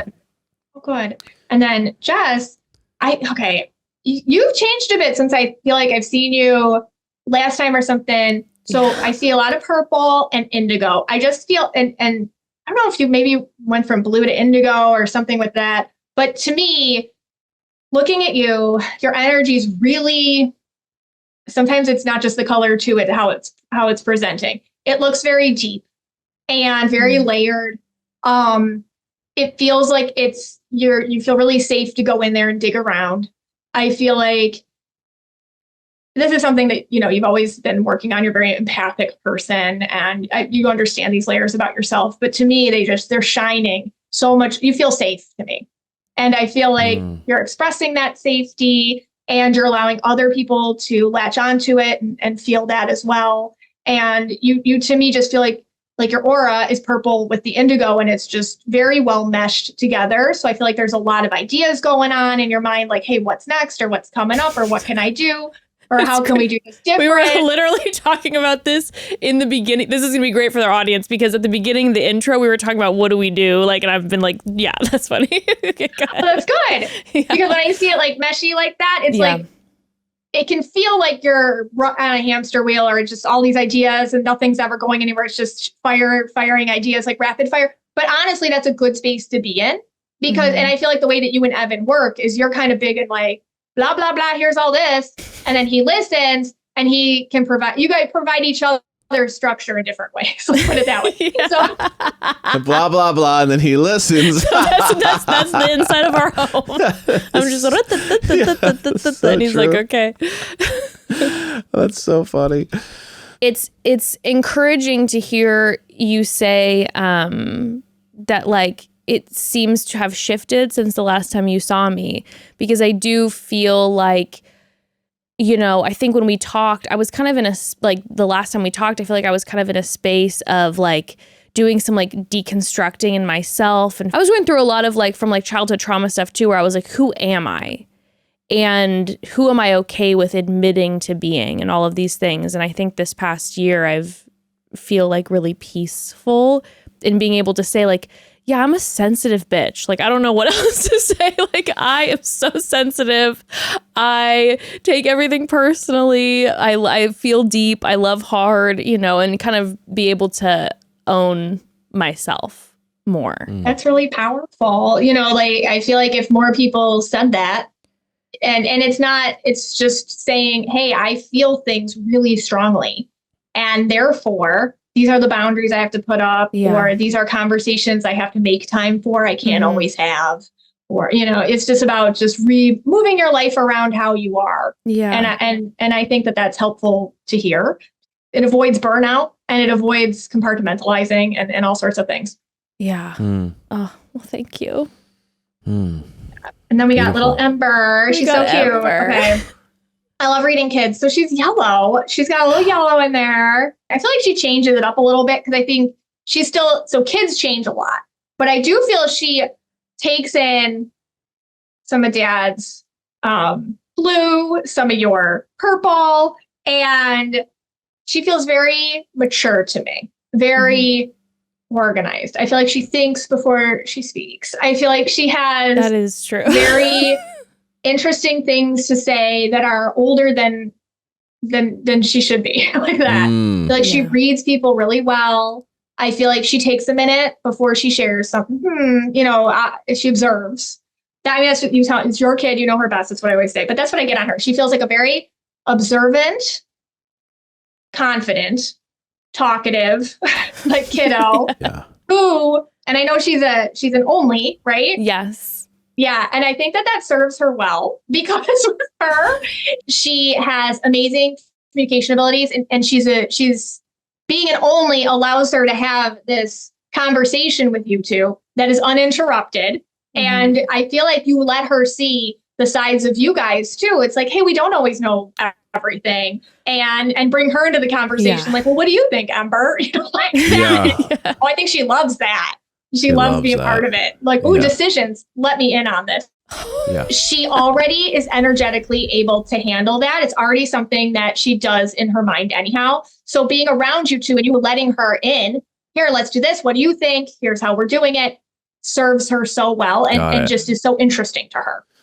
That's very She always good says, to know. Can I be part of this conversation? Can I be part of this conversation?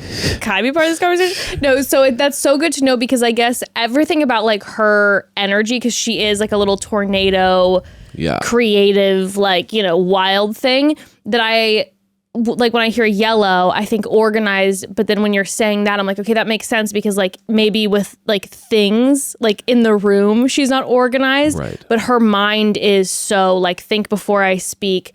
You know, very aware, wants to always know the game plan, like wants a schedule, wants to talk about it through 100 times, like all of those things. She wakes up and goes, what are we doing today? Yeah. Like, so that like that fully makes sense. And it's nice to hear like the perspective too of like, okay, remembering that she's a yellow because she doesn't necessarily like hit me off the top as a yellow, but remember, she values, you know, knowing the game plan, having a game plan, wanting to be part of it and all of that. Okay, we lost Michaela for a second with some of the internet connections, but thank you so much for this. You were just amazing, and then also for a moment with us for our family. That really does mean a lot. It really does, and I don't know, it just helps me then like feel connected to you in that way, and then Ember, and to know about her like yellowness and all of that. It just when we're in the middle so of a big fight, we can remember. Wait a second. Okay. Exactly. What is your aura again? Thank you so much for having me. I really appreciate it. You guys are so fun, and I love reality TV, so it's fun to talk about it with other people who we can auras talk it. Yes. Oh, well, thank you so much for sharing your gift with us. Okay, can you let the people know? I know you can author, podcast, all of the things.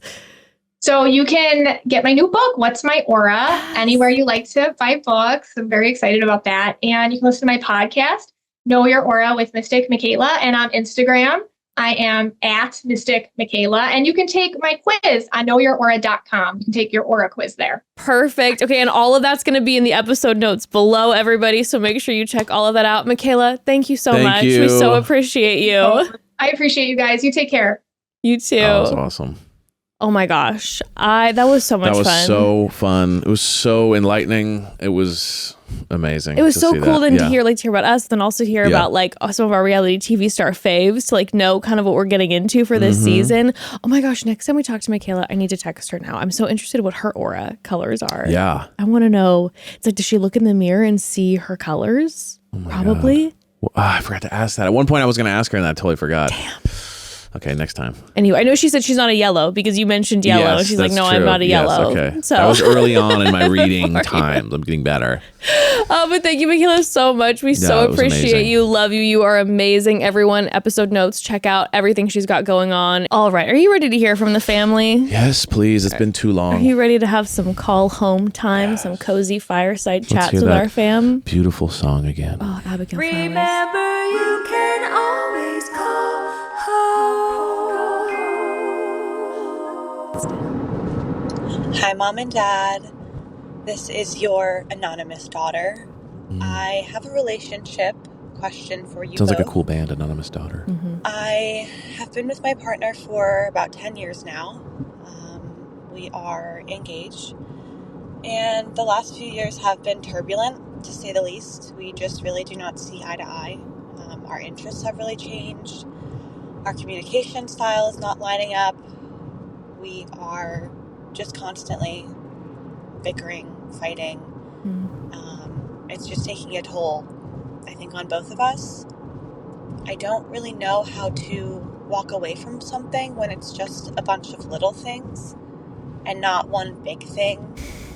and also when you still have love for that person versus, I think it makes it easier to walk away when a relationship has just burned to the ground and you have a lot of anger and there's an easy way to distract yourself from the heartbreak of it. So I would love to hear your insight. What do you do when it's just a bunch of little things? How do you walk away amicably? How do you not wonder for the rest of your life if that was the right choice? Would appreciate any and all insight. Love you guys. Well, thank you, daughter. I'm so sorry that you're going through that.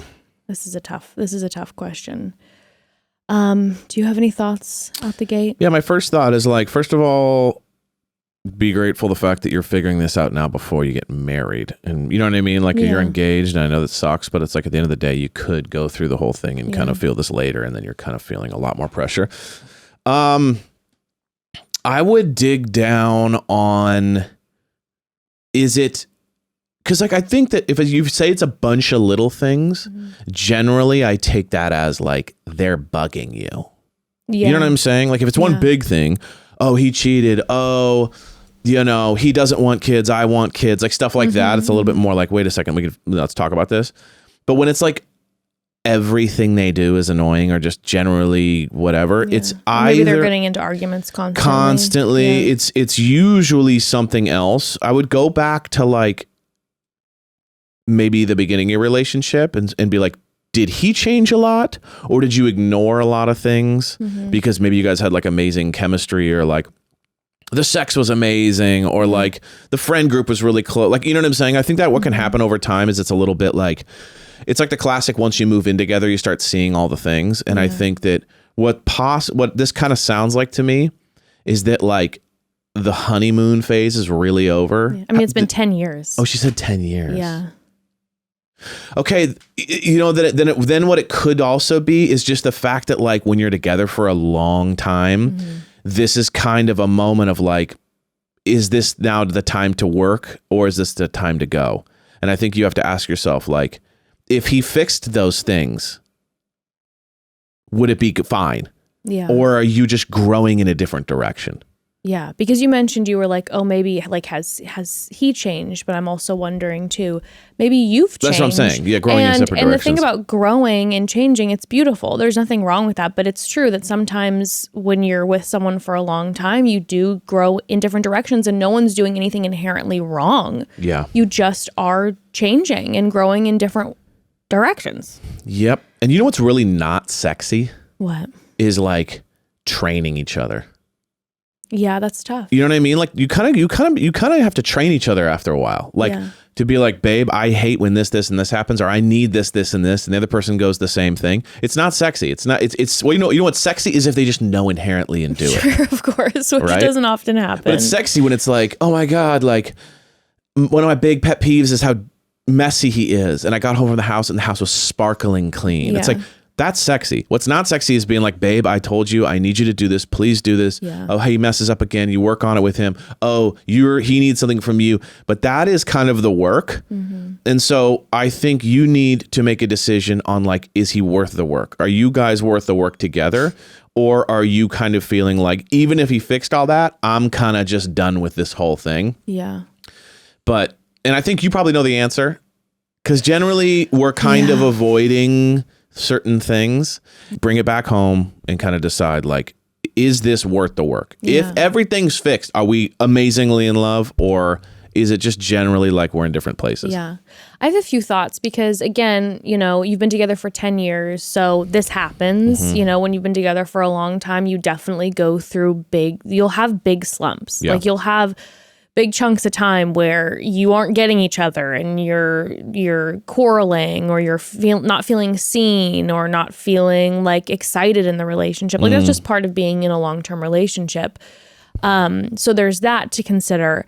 But then also, it seems and maybe I'm reading into it, but it seems in your voicemail question that you kind of feel you're on your way out. But the question being how do you know that you're not making the wrong decision? My thought with that is, number one, my suggestion would be before, and maybe you've 100% already done this, but before making the call to exit because it has been such a long relationship and there isn't like one specific thing that was bad that you wanted to leave over, I would first go inward and be like, is there something else going on for me that then is getting projected into my relationship? I know for me, sometimes when I'm feeling unsatisfied in other ways, like when I'm feeling not confident about my space in my world that I'm existing, I can project it onto our relationship and be like, Evan and I just aren't doing well, even though there really isn't much going on, and then we can be arguing. But it's really about the fact that I'm feeling insecure in my own space, or I'm wondering if I'm being a good mother, and there are so many things personally that could be going on that then can get projected at a relationship, especially a long-term one. So I'd go there first. And if you feel like, listen, it's definitely the relationship, then like you said, Ev, it's kind of having to look, hey, is our relationship worth trying to keep pushing through this? Or do I feel like this is just going to get worse and worse? Now, the question is, do I know if I'm making the wrong decision? We don't have, unfortunately, any assuredness in that. There's no right and wrong here. That's too. the thing. There's no I can know for sure that if I stuck in, that all of a sudden our relationship would be super successful. No. You don't know that. But you have to take care of you. Yeah. And you've been with this person for a long time, and I think maybe I'm a romantic and a daydreamer, but I am of the belief that if two people really are magnetically supposed to be together, that in time it will happen. I do think that.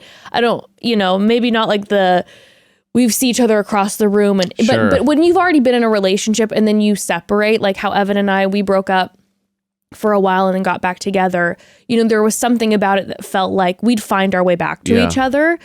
So I kind of tend to think like, if you do feel like you are done in this relationship, to not put anxiety into, am I making the wrong decision and will I regret this? Instead, try to insert it with peace and go, now is I'm going to take care of me.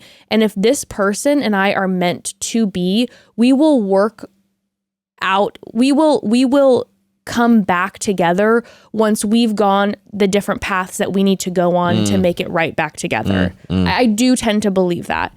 Like I said, maybe I'm a hopeless romantic, but and to wrap this up, it's like if let's say you guys break up, he goes off, never looks back, you miss him, feel like you made a mistake. Yeah. Maybe that's also, even though it's painful, it's proof that you shouldn't be together.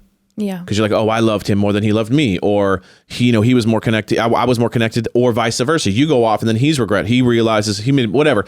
I just think it's one of those things. Don't put too much pressure on it, and don't operate in fear. Yeah. Like, if I leave, am I making a mistake? If I stay, am I miserable? But what's my misery compared to the mistake? It's like, you can't go there. You just got to think in terms of like what's going on actually. So we wish you luck. It's tough. I know. And I also understand that being together that long makes you feel like jumping off a cliff if you leave. You know what I mean? It's like huge. Is a long time. It's like, we were only together for a couple years, and what was happening between Evan and I weren't like massive things, but there were like, what you're saying, a lot of small things. And Evan, you made the call to be like, I have to step away from the relationship, and it was so painful. It's horrible, but it was what we needed. But we would not have worked out if we would have stayed together and pushed through it. And we both knew it needed to be done. As much as it was painful, I was heartbroken about, and you were heartbroken too.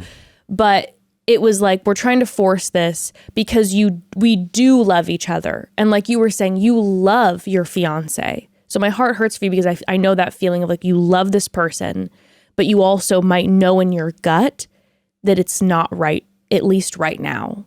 And maybe you can even try throwing out to your partner, I don't know what your thoughts are on taking a break.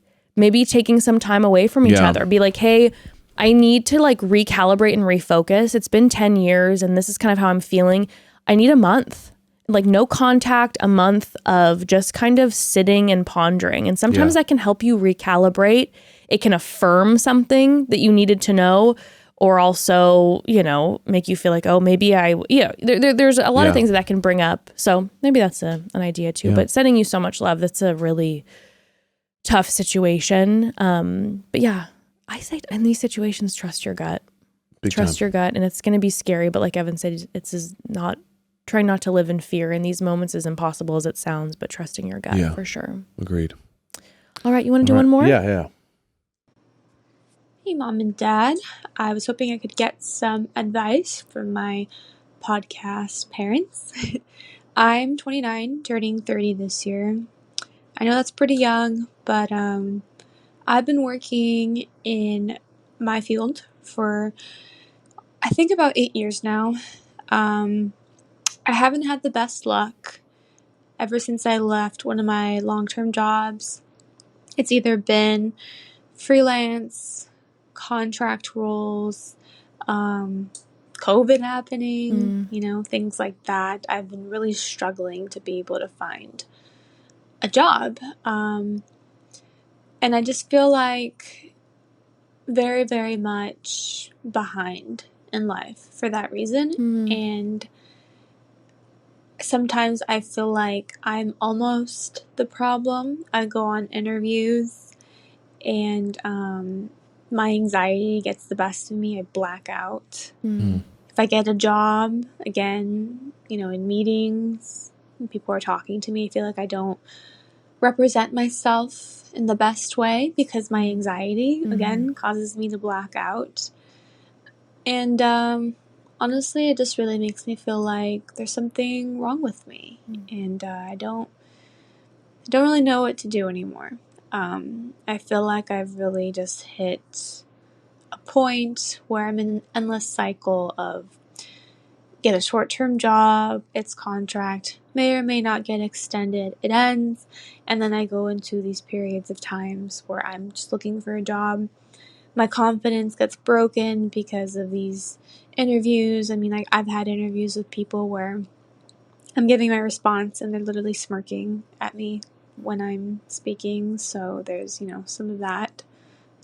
And even today, I had an interview and I got some feedback just not too long ago, and they said that they won't be moving forward with me, and they said that it seemed that I lacked a clear understanding of the field that I work in, which is just baffling to me because I've been in it for almost 8 years. But anyways, this is getting really long. If you could just offer any advice, I would greatly appreciate it. Love you guys. Love you so much.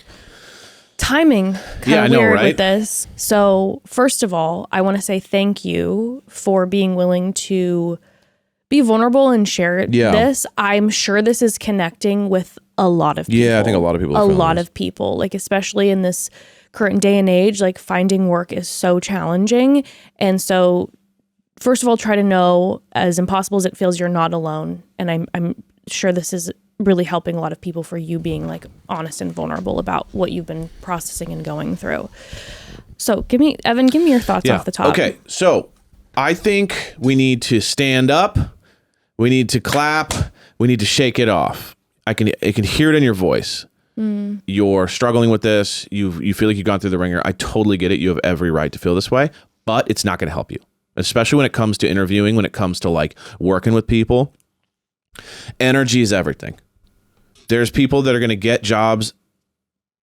There's people that are going to get jobs you deserve, and you are more higher qualified. But because they bring energy, they feed off the energy. Yeah, but our listener here was saying that when they're in front of, in interviews and being in front of like a group of people in their job, that then when speaking is involved, there's the anxiety, right? Okay, let me help you with that. You have to, like in this, like this is best case scenario for your anxiety because there's nothing on the line. You mean interviews? You already don't have the job. So, you know what I mean? So it's not like you can lose the job. You don't even have the job. So you got to remind yourself that like, what's the anxiety for? Just go in there and be like, hey, maybe do a little more research on the front end. Maybe do a little bit more work on the sounds like anxiety generally in these situations. I feel like it's sounding like it's coming from not being maybe as prepared to as you'd like to be. So spend some time. Okay, I'm going to go into this with this job. Let me figure out what they do. Let me figure out how I can help them. Let me figure, okay, let me learn from my past failures in the other interviews. Go, okay, where did I seem to freeze up? And start going, okay, cool. How do I prove to these people that I do know what I'm talking about, which is huge, right? So start just working on a little bit more of kind of like selling yourself. Kind of get working on how do I make myself more attractive to these companies? You know, what are my skills? What are my traits? What are the things that I can bring to the table? If I was this person, what would I want to see? So get more practical, get out of your head, get out of the feels. It can be really overwhelming. I totally get it. But you gotta start remembering that like nothing matters. It's okay. Just get in there, try your best to be very present. Don't try to make judgments already. Don't try to think what they're thinking. Just be present. And talk about how great you are. And I think the more you do that, the more you'll start to get some momentum, and the more that people will start to believe confidence, believe in you. Yeah. Because it sounds, I'm hearing you don't believe in you, and that's coming across to them. So then they don't believe in you, and it's kind of this cyclical thing. Yeah. You got to start believing in you a little bit. We believe in you. Yes. We believe in you too.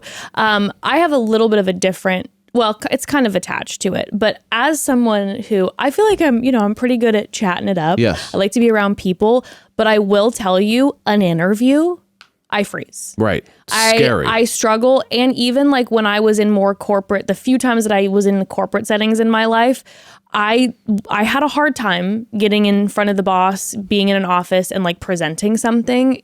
That was a struggle for me. So I hear you, I see you, and what was helpful for me was I would literally be in the mirror practicing. And not just that, I would write it down. So obviously you can't 100% know what in these interviews or in business meetings someone's going to specifically ask you, but you can kind of have an idea. So I would practice answers. I would write them down and literally almost memorize it like a script, like I am in theater. So that when I sat there and they'd ask me a question, I had some form. Sometimes you got to spin it a little bit because the question is a little different, but you kind of know like, okay, this is what I say when someone asks me what my strengths are, because at some point it will get asked in maybe a different varied way, but I have written down this specific script of what my strengths are so that at some point I can almost just recite it to the person and be like, boom, this is... It felt to me a lot easier to go in with a script than to try to just, even if I was, like what I was saying where I differ from you is, I don't know if our listener here, maybe they come in fully prepared, because I know for myself, I would like research a company, feel like I was really prepared, but then when the question would get asked, I would freeze up. Yeah. So I think having a script is helpful. But like Evan was saying, I can hear, and of course, when you're going through the situation where you're getting told no, you're getting people having shitty responses to you, like smirking, when you're getting the feedback where you're like, you need to know more, and you're like, dude, I've been doing this for forever. Like, that's so frustrating. In this moment, I would say don't let that discourage you. Yeah. Get angry. Yes. Get mad. Like, fuck you. I know how to do this damn job. Fuck you guys for smirking at me, and let that anger fuel you when you're in your next interview, when you're in your next business meeting, and be like, fuck you guys, I know what I'm doing. You can't smirk at me. Try to not let it take you and make you feel smaller. Let it like fuel you like a fire and be like, listen, I might be in the midst of trying to find a job, but what I do know is I do this really well and I have been doing it. And yeah, sure, maybe interviews and business meetings aren't my strength, but I know my work is good. So I can provide that. And you can even say that in an interview. You can say, listen, I might not be the best interviewer. And recognize, say, hey, you know what? Maybe sitting down in a meeting, this isn't my strength, but what I can provide to you is I do a damn good job at work. Yeah. And let that, because I think when but there's... again, energy. Right. That's energy. Right. You know what I mean? Whether it's fuck you energy, whether it's happy energy, whatever it is, right. It's passion, it's energy. I work with people a lot, and people will reach out to me to want to be a part of stuff. And it's like, I notice immediately if the person's like, they want something from me, or they want to give me help. They want to give me something. And the people that want to give me stuff, I'm much more attracted to, because I'm like, they're going to be helpful, as opposed to someone going like, when, how can you help me? Or, and then I'm kind of, and I'm like, you need to switch that energy to just like, how am I going to help this company? Yeah. And then the people interviewing will feel that. Also, this might be very... Even if you don't give a shit about the company, it's not about that. Right. It's about just, giving them what they want to hear too. This is probably going to be very specific, and so sorry if this doesn't help at all, but I know the other thing that was helpful for me is, speaking of the theater earlier, it would help me to go in as a role. Love that too. I would be like, I'd wear like super, even if I would be putting on fake glasses, I would wear glasses. I'd dress like, some like serious lawyer, and I would be like channeling, like, this is my vibe. So if my vibe tends to be more like quiet, shy, low key, I'm like, I'm not quiet, shy, and low key. I am a mysterious, secret, serious businesswoman, and channel that energy instead. But I love a role because a role and like role play helps. Sometimes it's too much pressure to be yourself. Yeah, 100%. Be somebody else. Go in there. And then you'll relax into yourself. Maybe that's the avenue to get into yourself. But maybe you need to kind of come in from the other door. But sending you so much love. Yeah. And you know what? You got this. You've got this. And I'm so sorry that you've had to deal with this shit. It's a nightmare. But let it fuel you. You've got this. And also, like Evan and I were talking about earlier, trying to figure out, like, what do I want to be when I grow up? Yes. Maybe use this opportunity as a time to go inward and go, is this what I want to do? Yeah. Maybe there are other lanes that I'd feel more comfortable in. And while I attempt to get jobs, and I know it's so exhausting and it's spreading yourself thin, but maybe researching, diving into new areas that might open up a whole different space for you where you're like, I love this. Yeah. And this is my passion. Mm-hmm. So... yeah, but sending you so much love. Yeah. Sending you so much love. You've got this. Deep breath. Let's go. We believe in you. We believe in you. And family, we love you all so much. Thank you so much for joining us for today's episode. Yeah. And we'll see you next week. Next week, baby. Have a good weekend. Bye, love you everybody. All.